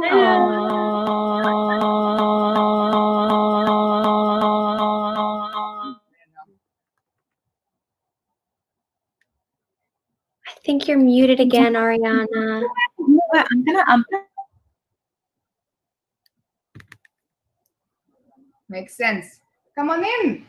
Hey guys, I'm Aaron Michael Sanchez. Ariana's to my, of course, right. Look, let's talk about this project because you guys are doing some pretty amazing things, and I want to know why people need to watch this. Well, if I may speak about it, I guess people need to watch it to get inspired, first of all. I won't tell you much about the plot of the film because I want people to watch it and make it their own. But what we strive to do, I think, in this film is to look at us human beings, us women and men, with humanity and with empathy and tenderness. And in this instance, it's a story about a female composer who gets stuck. She loses her inspiration. So we go on this emotional journey with her and trying to see how is she going to grasp her new reality, and how far is she going to go to maintain her sense of self when the creative and the romantic part of her is being threatened. Got it. Okay, so Esther's Choice, obviously happening. We've got all of you here in this. I got to ask, coming away from this project, you seem like better friends after than before. Which is it? We got closer, right? Yeah. Did we? Yeah. Going through experience of the movie and spending those 3 days together made us close because we had to surpass a lot of circumstances. Yes, during the shooting. For sure. Ariana, I'll let you end with the last question. The last question: what advice can you give filmmakers that are working in projects with people that they may or may not know? Emma, do you have an advice? Oh, I was waiting for you for that one. You're the filmmaker here. Go, you take that one. I think you should work with people you worked with before or know of. I think for us, this 3 days of shooting a short film that got into like 23-minute film, having the intimacy and trust that we built before the actual production was crucial. So knowing each other or working, not with your friends, but some people that you trust and love and admire actually helps you on set as well, because it's going to get hectic. So that friendship that friendship like takes you out of with the collar, out of the deep water. Well, as you guys know, budget constraints and time constraints, we are on a very tight constraint. So for those that want to check out the film, they could do so virtually. You guys can all tune in. You're going to have like a cool Q&A, right? yes, October 15th, we're gonna have like a real premiere with Q&A, Masha, Emma, October 15th, EST 3 p.m. and noon for everyone out there on the West Coast. And I will have my genius cinematographer with us who, you know, will add a lot to the conversation, I think. So we're waiting for everyone for the Q&A. We can't wait. I know, Ariana, you and I are going to be like, right? We're going to be on this. We got to do this. All right. Thank you very much. More from La Femme 2020 coming up around the corner. We'll be right back. Thank you.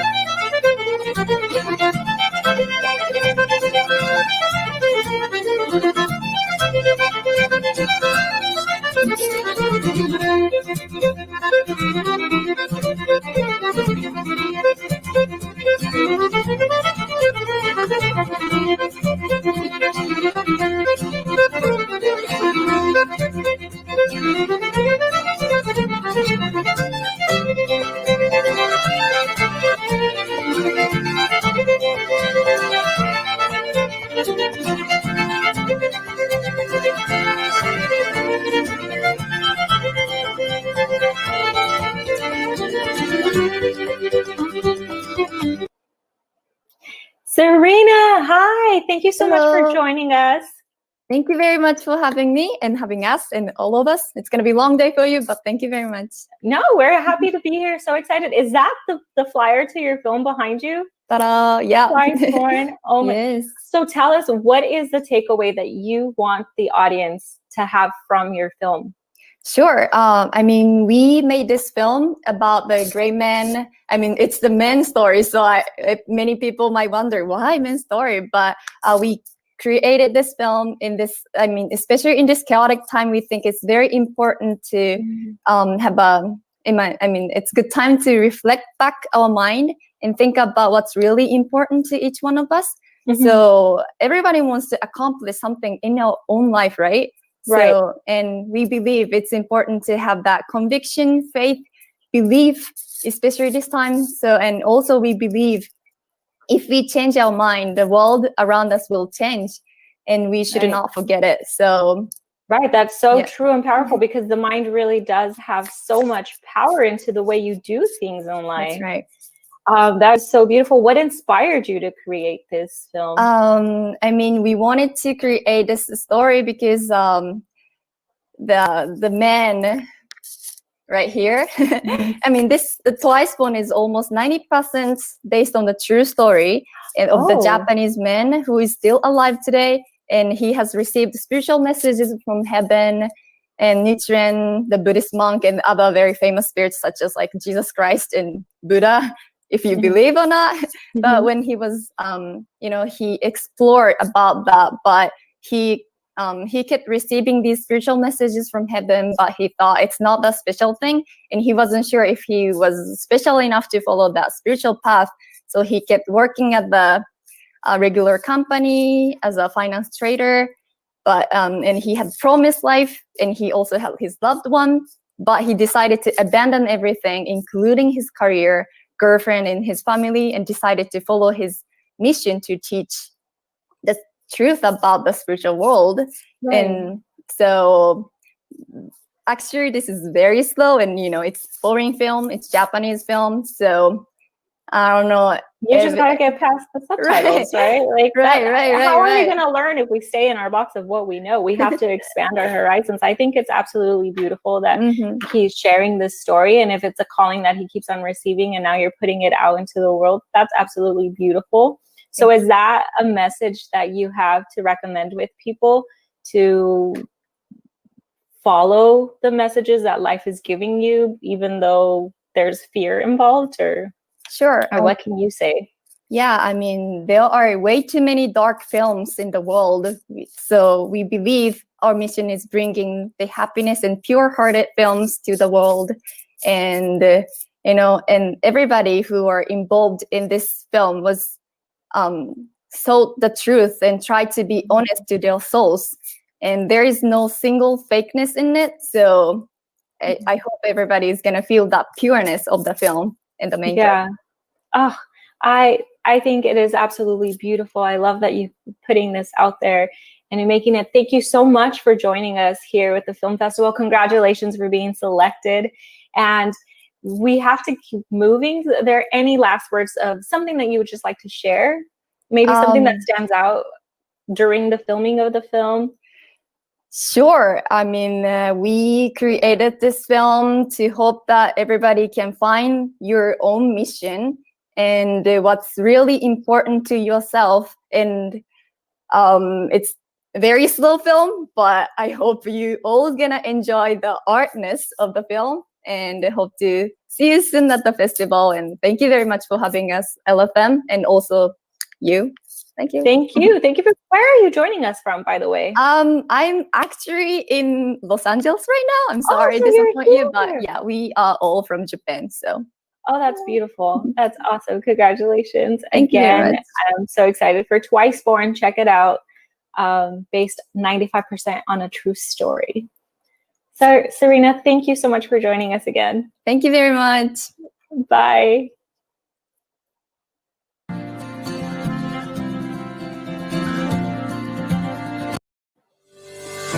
In the beginning, all films were short.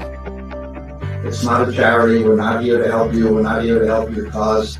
We're there to make our money make money. It probably takes a year to 2 years to really start seeing money. That title of executive producer on a feature is not the same as the title of executive producer on a television show. Because what you're seeing on television right now is history in terms of where decisions are being made today. Don't give yourself a bad review before you start. I'm sorry, I'm super awesome, and this is my pitch. What are recommendations for packaging? Getting to the right person at the right time, and you have the right piece of the package that they want to see. And be able to adjust, because the plan will never execute exactly as you plan it. If you set aside money for social media, for a publicist, for marketing, things like that, and really you don't have to sit behind those dollars, and you can have more control of your own release. You can't go wrong. But as for me, I knew that my episode was either going to be awesome or fine. That's the risk you take.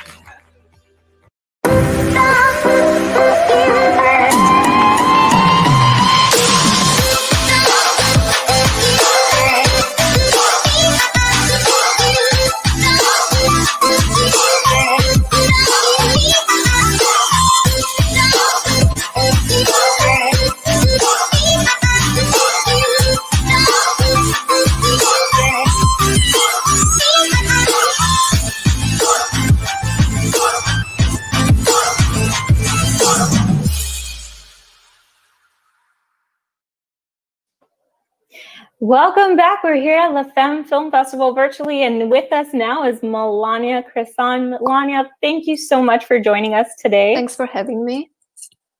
So you created Titus and Mirabella. Did I pronounce that correctly? Yeah, Titus and Mirabella.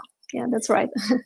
Tell us a little bit about your film. What is it that inspired the creation of it? Yeah, well, it's been more than one thing. First of all, I'm an actress and I really wanted to play in a comedy. And nobody offered me a part in a comedy, so I just thought, oh, I'm gonna write one myself. That's the way to do I it. did. Congratulations. Thanks. And then the second thing, I would say the city, because I was living in Germany at the time, in a wonderful city, and it just inspired me to write this romantic comedy. Nice. I do hear that a lot, that, you know, if you're not getting offered the roles that you want to play, you should go out there and write them. So kudos for you for doing it. And it's in a film festival. Like, how amazing. And it was actually also Judi Dench inspired me to do that, because I'm in love with the sitcoms that she played in. And I really, really wanted to play in a comedy like that. And yeah, so she's my hero. Did you find yourself laughing and enjoying more when you were performing than when you were writing it? Or what is a connection or difference that you noticed? You mean laughing while, I would say while doing it. Yeah. We laughed more, because I had my partner, my acting partner there, and we also had 1 week of rehearsal, which helped a lot because we also improvised a lot. And it was a lot of fun to act with him. So definitely acting and rehearsing. Actually, rehearsing, I would say, was the most fun part for me, because as a director, you're super stressed on set, and maybe you don't get to enjoy the acting bit as much as if you're just an actor. Sure. So you're sitting there creating and creating and creating, right? So having written and been in it and directed it, what do you recommend for actors out there that have not landed a role that they like and have received the same advice but haven't followed through for it? What is something you can tell them?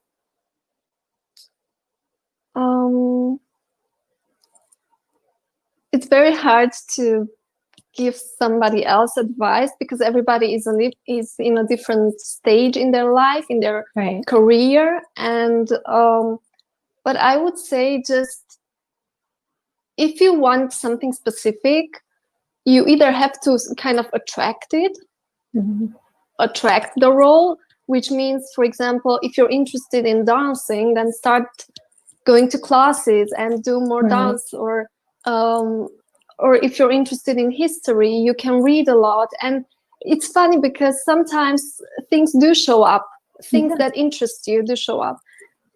Or you can write yourself a show or a film or something together with your friends, with your mates, with your colleagues. Right. So I think, So kind of take a step to see where you are in life and pursue from there. Yeah, I think, for example, I had a period where I was really, really interested in dance and in modern dance. And a part showed up for me, an offer in a short film where I had to play a dancer. So sometimes you kind of attract things in your life. What you're doing. If you believe in them. Yeah. Now, are you going to have a screening party for your film? Because I mean, I know that right now there's all of this. You are. When is it? On October 17th in LA. And in Europe, it's going to be on the 18th because of the time difference. Okay. So is it going to be the same day in Europe, but just at a different time? No, it's going to be a different day, because in LA, it's at 8 p.m. in the evening. And here in Europe, it depends where you are, but I'm in Romania right now. And in Romania, it's going to be at 6 o'clock in the morning. And in London, for example, it's going to be at 4 o'clock in the morning or something like that. So it depends. Yeah. And will you be having a Q&A at your film screening? Yes. My acting partner, so the other main actor, will join us as well. So we're looking forward to that. I'm very excited. That's very exciting. So October 17th, Titus and Marabella are screening in Los Angeles at 8 p.m. Yeah. Okay. Awesome. Well, thank you so much for spending some time with us. Everybody, make sure you go check out her film. And Melania, thank you. Thank you for having us all. Thanks very much. And of course, have fun. Watch our film. We will. Congratulations. Thanks. Bye. Bye.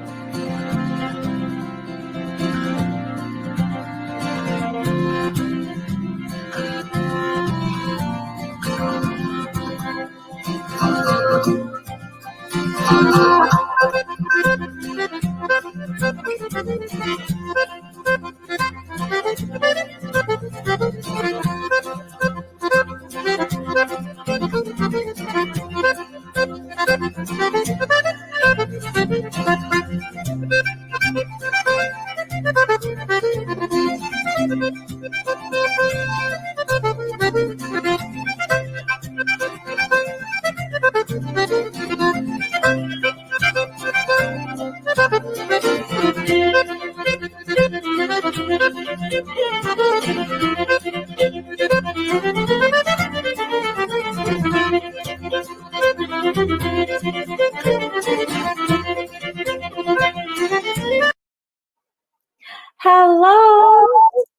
Hey, hi. Hey, Margarita, welcome. Thank you for joining us here at Lifetime Film Festival Virtual Edition. Congratulations on I think Norm Fassbender's probably in the waiting room. He's my co-writer. Okay. Let's see if our virtual there we go. There you Norm, are. welcome. Hello, hello. So you two co-wrote this story together. Yes, we did. Yes, we did. We were in 2 different countries. What? Where are you each located? Well, I'm in Los Angeles and I'm in Canada, in Edmonton, Alberta. Nice. So how did you two meet to write this project together? we're actually face-to-face meeting right now. Yeah, it's the first time we've ever actually seen each other. But we've been working together for it's been over a year now, right? Yes. Since Jaron Summers introduced us. Yeah, Jaron's a Los Angeles-based screenwriter. He's originally from Edmonton, and he put Margarita and I together. Yeah, that is awesome. So how did that? How did the idea for Maria in America come up, and how did you go about writing that together? Well, Maria in America, MIA, Maria in America, is it's about a disabled Marine veteran who comes back from the war, and she basically has to figure out how to live in the civilian world. And so the idea actually came about between Norm and I. We really wanted to feature a Latino family, first of all, but also include all of the different things that are happening right now. Mm-hmm. Because, we're just constantly being bombarded with a lot of images. And so and Norm, please add to this, but we sort of wanted to show like the flip side of those sort of negative images that were being put out there. Mm-hmm. Yeah, and our script is half live action and half animation. I work at a small animation company, and so between Margarita's experience with Marines, in that there's so many in her family, including her brothers, and I'll let Margarita talk about that. But the idea is when Maria, our character, comes in contact with things that she can't quite handle, she flips into an alternative world, which is animated, and it's based on her father's favorite story, her father's favorite cartoon, and so it enables us to deal with very serious subject matter, but and include a little bit of comedy, a little bit of dark comedy, a little bit of adventure. It's where she goes to survive. Yeah, what a beautiful way to flip in from reality to like subconscious thoughts and everything that's going on. Yeah, and it's tough because Margarita's brothers. Maybe you could talk about your brother Margarita, and because it's really tough subject matter. Period, but for Margarita, even more so.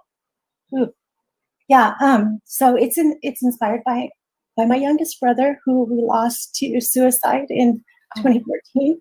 I'm so sorry. So a lot of the experiences are inspired by things that he went through, and things that I also experienced with him as a caregiver for a short time. But I think a lot of the different experiences are also universal.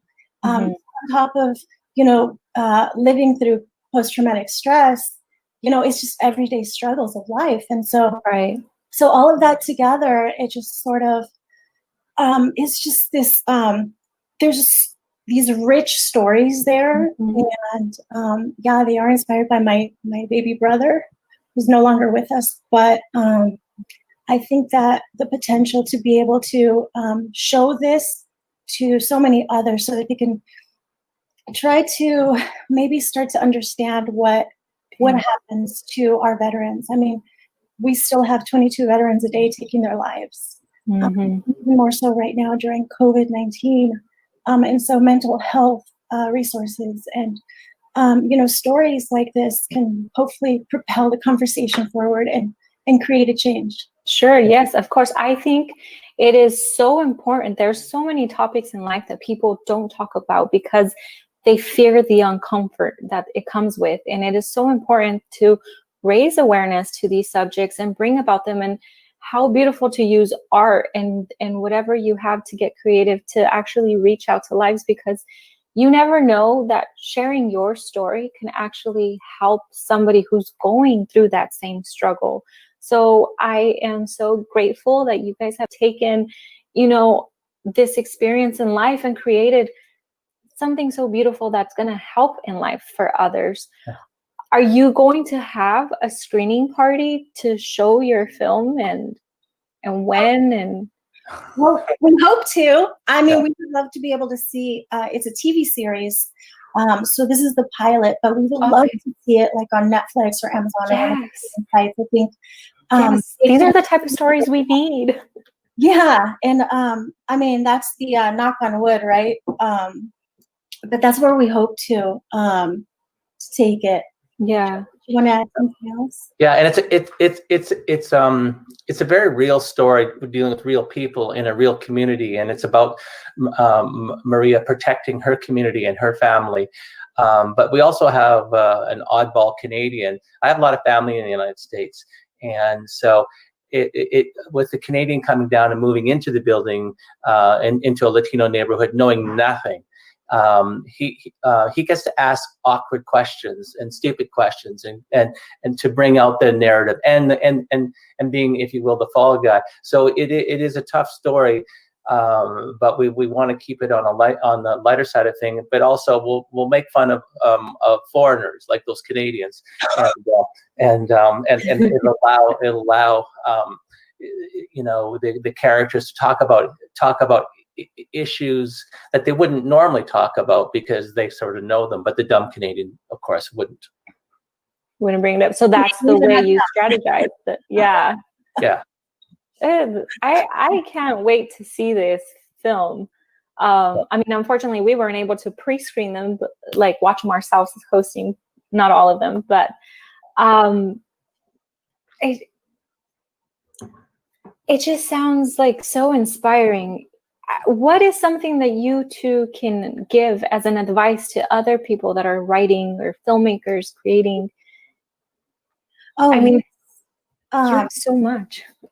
My advice to filmmakers or other creatives who are thinking about writing stories: just write. You gotta do it. You gotta put those thoughts on paper or in your computer, but put it down, because once it gets from here to there, then you're only going to go forward from there. When you can find someone to help you adapt it to script. I mean, there's so many people right now who are working from home who would love to be able to do, to help out filmmakers to be able to adapt their scripts as well. So I think that's something that with COVID, it's become more easily accessible to be able to not just work from other countries like Norm and I are able to do, but also just connect with others. And I think that you got to write it, just write it, and then start searching for resources. But you can always message me as well. I'm happy to share resources with people. Norm, do you want to add something? Well, yeah, I would say there's nothing about film and television that's easy, but I would say embrace your crazy, own it, and own your story. Yeah, I don't know anybody in the arts who isn't a little nuts. who doesn't have some weird background. So put that down. That's what people want. I watch a lot of, I love comedians. I love comedians, and the greatest ones tell their own story. I listen to Mark Maron interview comedians, and I love it. I love hearing their backgrounds. And then when you get to see some of those comedians live, you go, oh, you know, I have a story too. So I would just say, embrace your crazy, tell your own story, get involved with crazy people like Margarita. Awesome. You two have been absolutely wonderful, inspiring. Thank you so much for giving us moments of your day to talk about Maria in America and raise awareness to such a beautiful, you know, struggle of life that and way to overcome it. We really appreciate you. Congratulations on getting selected in this year's La Femme Film Festival. Norm, Margarita, blessings to you both. Take care, guys. Thank you. Bye.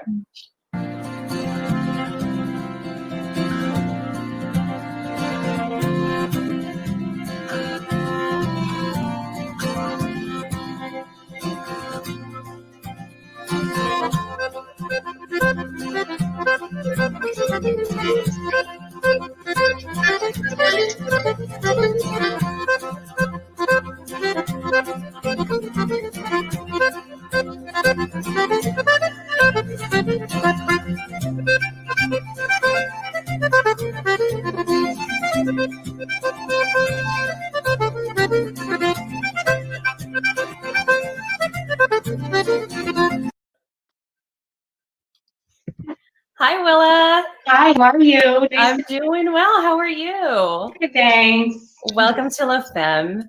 So Thank first of all, you. before we get started, I want to tell you that this film was so beautifully shot. Oh, thank you. Yeah, Thank and you. so please tell us all about it.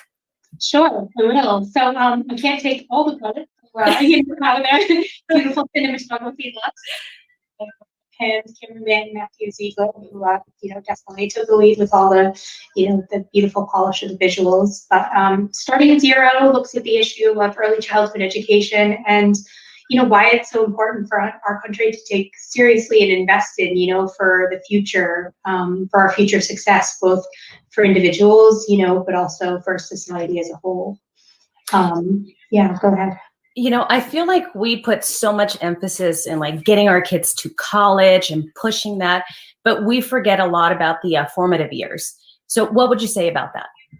Absolutely. I mean, the early years is where it all begins, and laying that, you know, strong foundation really from birth or even, you know, before birth, really just has such huge, pays such huge dividends down, you know, in the future. There's a lot of research on, you know, for every dollar invested in the first 5 years of life, you know, the return on it is, you know, 7-fold, 10-fold, you know, it's debated what the exact number is, but, you know, there's a lot of really compelling research that shows that if you lay this high quality foundation in the early years, then there's just so much better outcomes. You know, you're not spending money later in life, you know, whether it's spending money in the prison system or in, you know, special needs classes in high school. So, you know, it's just a really, but we don't, you know, as a society pay enough attention to these early years. As you said, there's so much focus on, you know, getting into prestigious colleges. Right. And then we forget that during those formative years, I mean, you can create really great human beings that will obviously stay out of the prison system and just flourish. So what made you bring light into this issue? Well, you know, my client, the Saul Zaentz Charitable Foundation, was the real, you know, starting visionary behind this project, and their biggest goal, you know, their 30,000-foot vision is to put a dent in poverty. And they did a lot of research about what the most effective vehicle for this, you know, where they should invest their money. And they determined, you know, through their research that early childhood education is a pretty compelling place to invest if you really want to have that kind of big picture impact in terms of alleviating poverty, you know, at scale. Just people's life outcomes are just, you know, so much better. And actually, there's a big study by National Academy of Sciences that just came out, just kind of saying, yes, if you, you know, give children high quality education early in life, they will have better outcomes. It seems like it's such an obvious thing, but still we're not doing it. So how long did it take you to prepare for this film?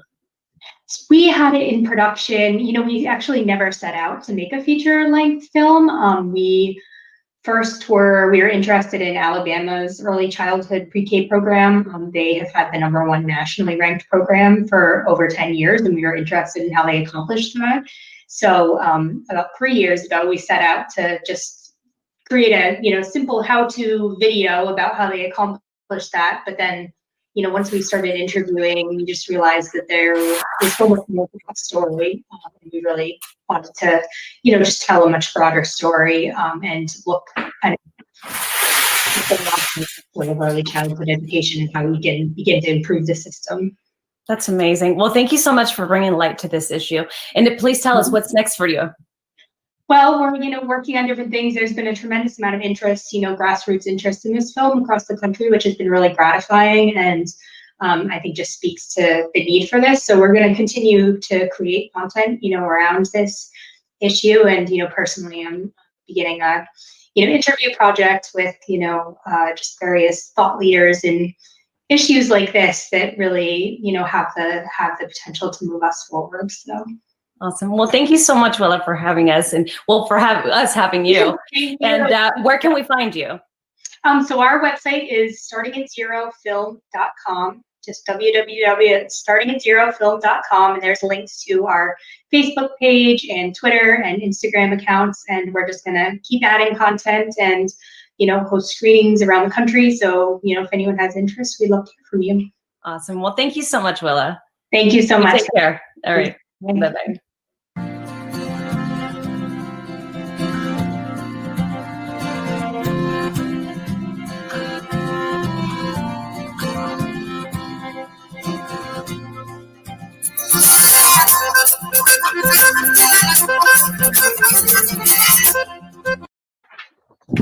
Hi, Lydia. Hey, Martha, how you doing? I'm doing well. How are you? Doing good. Please tell us about Love Big. So, well, I just wanted to thank everyone at Femme for having my screenplay in the semifinals. That was really exciting. And Love Big is about it's a Gen Xer rom-com with a touch of raunch. That's the gist of it. Because women in their 50s are sexual and confident too. Yes, exactly. So it's the story of Gina, who is a career-driven fashion executive who has not found that elusive love, and Joe, he's a charming but grieving music teacher and father who's trying to get back out there after the death of his wife. And they meet for the first time on New Year's Eve, and boom, they're struck by Colpo di Fulmini, the thunderbolt. So that night, in typical fashion of them growing up in the 80s, they slept together that night immediately. But whoa. Joe doesn't make, the afterfuck phone call, basically. Right. Happen. He doesn't make it because he's still grieving the death of his wife.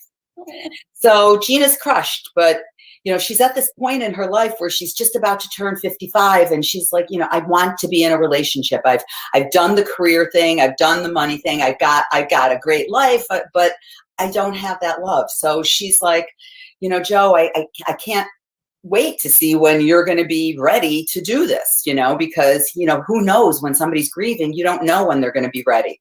So they become friends. So Gina and Joe actually become friends. So the film is kind of a cross between, when Harry meets Sally meets Trainwreck. Yeah. Because Gina now goes on this mad dash mission to find love and the internet. And so she starts going and having all these different dates. It includes a Calvin Klein underwear model. There's edibles, there's a dick pic, and then there's this thing that her and her girlfriends call the pussy protection pack. And oh my gosh, what is that? A little pack she has with her friends to make sure she's safe when she goes on dates.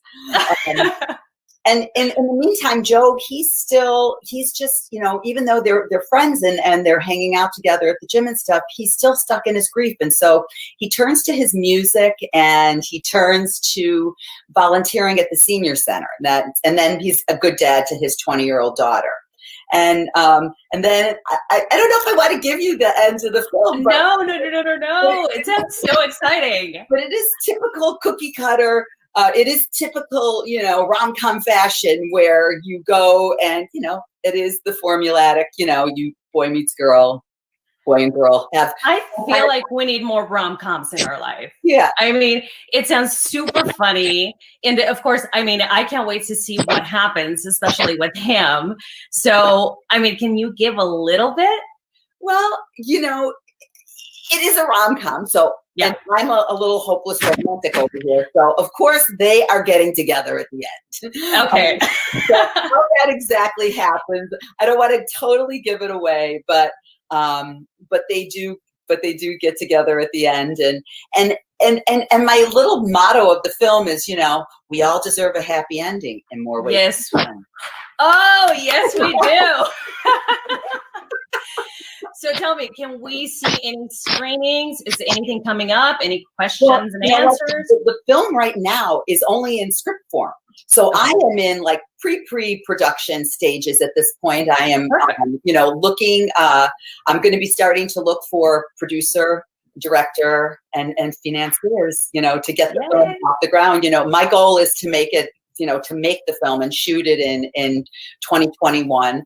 With COVID and stuff, it kind of put a little damper on things and trying to figure out how, how to do a production, and this is going to be my first full-length feature that I'm doing. So this is something that, I'm learning how to do right now, and I'm gathering the team and finding the people who are going to help me make this into, the film that I want to make. Well, Lydia, thank you so much for being with us. I can't wait to watch your film. I know it's going to be a film. That sounds amazing. Yeah, thank you so much, Melissa. Thank you so much, Lydia.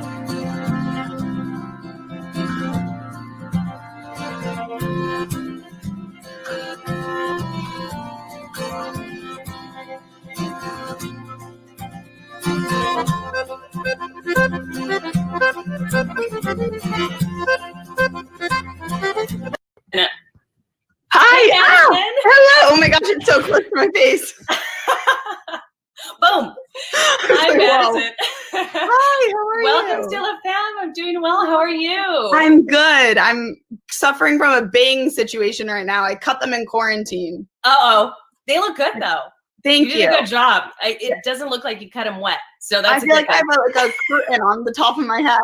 No, it looks good. It looks really good. So tell me, tell me about Flesh Lou. Yeah, so it started out actually because my closest childhood friend lost her father when I just moved out here. And I'm Serbian. I come from a Serbian family. So he was this true cigarette smoking, Slivo drinking Serbian man with the best sense of humor. So as we were mourning, everyone kept laughing. And I just kept thinking, like, no one's allowed to laugh this much when someone dies. Yeah. Which sounds crazy, but that was sort of the premise of the film, just an exploration between how far I could push the boundaries between laughter and grief. My own mother acted alongside me. Which one was your mom? The gray-haired lady. Jean. Short hair? No, a little bit longer, right? Yeah, so the mother. And so it's about three women mourning the loss of their beloved Lou when he's accidentally cremated. And yeah, it's just supposed to show how bizarrely people can act when, they're struggling to communicate with one another. So I saw that you've put a lot of focus on the Accolade women. Is there a reason why? I have three older sisters. I have a lot of women in my life. I have a ton of women in my life, actually, sometimes more than I want. And so for me, it holds so true to me. And so I think in writing my next projects, you'll be seeing a lot of family dynamics, family dramas, lots of women. I come from a family business. So it's what I know. Nice. So what made you write about this specific issue? Well, not issue, but this topic. Yeah, I love to laugh. And I think that it just gets me through so much. When you're something embarrassing happens or something sad happens, it's just the one thing that saves me is my sense of humor. And so for me, that just resonated. And it just felt like any way to kind of show my dark comedy, my morbid sense of humor. It was very easy to write. My mom and I act this way. That's why I couldn't have anyone else do it but us because well, your mom's pretty amazing for her to actually be in the film with you. Oh, it was the hardest That's part. amazing. Like, Mom, stop acting. I didn't hire you to be in this to act. I wanted you to just be yourself. And she did such a good job. Awesome.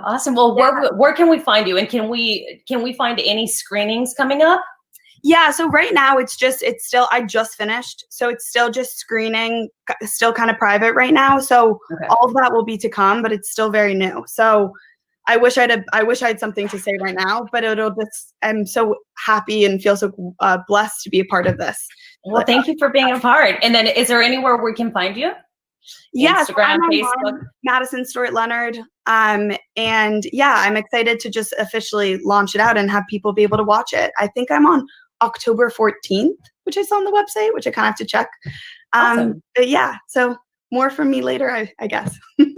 Well, thank you so much for joining us, Madison. We look forward to watching your film. Thank you for having me. Thank you. Bye.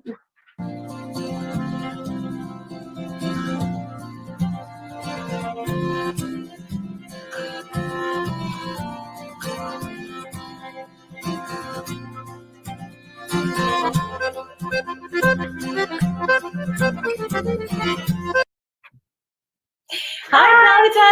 How are you? How are you? I'm good. Well, it's finally nice to meet you. It's Talita, by the way. Oh, Talita. Thank you. Thank you for correcting me. So please tell us about Tempest Desert. Tempest Desert. Well, it's about this artist that comes to LA to pursue her dreams. And it goes a little bit, different from what she expected. And then she ends up suffering from depression, disconnecting from her mom and not really, connecting with the people around here. And yeah, so like for me as an immigrant in LA, I wanted to talk about subjects that I encountered with and that I had struggled with. And even though it's not it's not based on a true event, that's not really my life. It's based on true feelings that I had. And I don't think it's exclusive to immigrants. I think, it's I think it's pretty close. General, yeah. So in this film, you wear many hats. You're a writer, producer, director, actress. Yes. So tell us a little bit about that. Yes, that was crazy. I also did a little bit of editing. I did the titles and then on the titles that's my own name. I'm like, yes. It's like that's everything. When you're doing so many things, you ended up getting overwhelmed. Well, okay, so the process of doing this film for me, I've been an actress for over 10 years. I always wanted to do film, but I never thought I was prepared for it. And I'm a little bit of a perfectionist, so I was like, I'll have to be really ready for it. And then I had reading scripts. They were all in my shelf. And for feature films, I'm like, well, I need to do something smaller. I need to do a short film first to prove that I can do this so I can, focus in feature films. And then, again, never thought I was ready. I had an accident a few years ago. And I couldn't walk for over a month. I became a couch potato. And I was like, well, I'm just going to focus in, writing now so I can do my short film finally. And then I did my first script, showed to a friend of mine that is a producer. And then he was like, Talita, this is such a high budget. Like, no, this is like, no, you have to do something a little bit more simple. And then okay. And then I wrote another film that's Tempest Desert. And I'm like, okay, shoot it. And he's like, that's too high budget. And then I'm like, you know what? I've been doing this film because I'm tired of getting notes from, the industry, I'm going to control what I can, which is make, create. Yeah. So I'm just going to do it, even though I don't really know how to produce. And then I just took over it. And then it's been a life-changing experience. I ended up going to work in a post-production house for, a long time. So I could learn everything about post-production. And it's been a very, very huge learning experience and very gratifying. That's so admirable. I mean, you could have just laid on your couch, taken a huge break, but instead you wrote a full-on script. Two. 2. Yeah. So is there anywhere where we can find a screening to your film? Yeah, well, not the screening yet, but the movie is going to be in La Femme on the 16th at 8 p.m. Perfect. And where can we find you on social media? Talita Maya. That's it. Talita Maia, which, by the way, I changed my last name to my dad's middle name because no one could say my real last name. Yeah. Which is Gonçalves with the C in the tail. And then I realized that the Maya also no one knows how to say it because it's spelled differently. That same way. I'm like, wow, Talita, that was a great move. But yeah. Awesome. Well, thank you so much for being with us. I really appreciate your time, and we look forward to watching the film with you. Thank you. Thank you so much for having me. Thank you.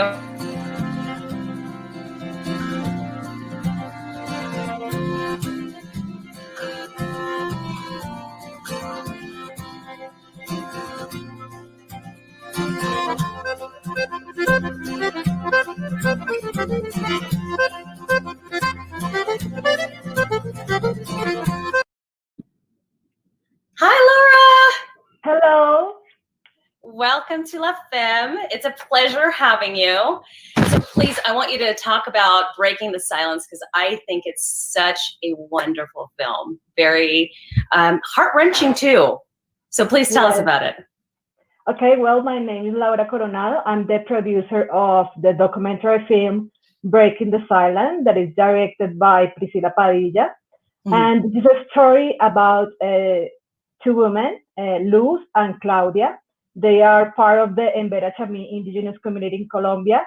And what they have in common is that they have been practiced the female genital mutilation at birth.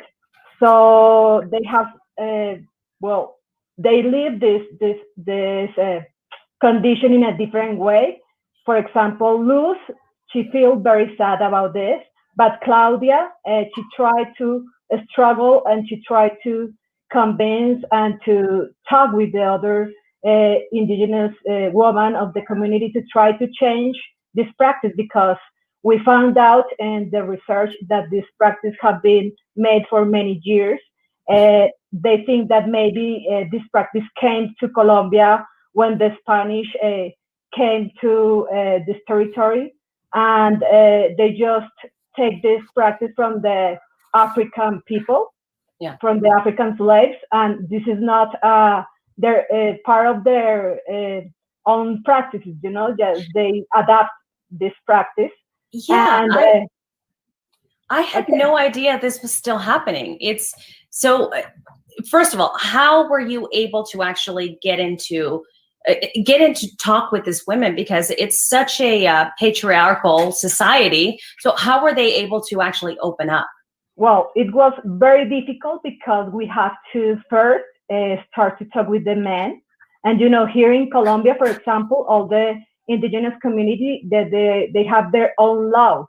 So they are the one who said if we can do or we cannot do this documentary. So it was very hard at the beginning, but then we start to talk with all the women involved in the leadership of the community, and they help us to get into this community and to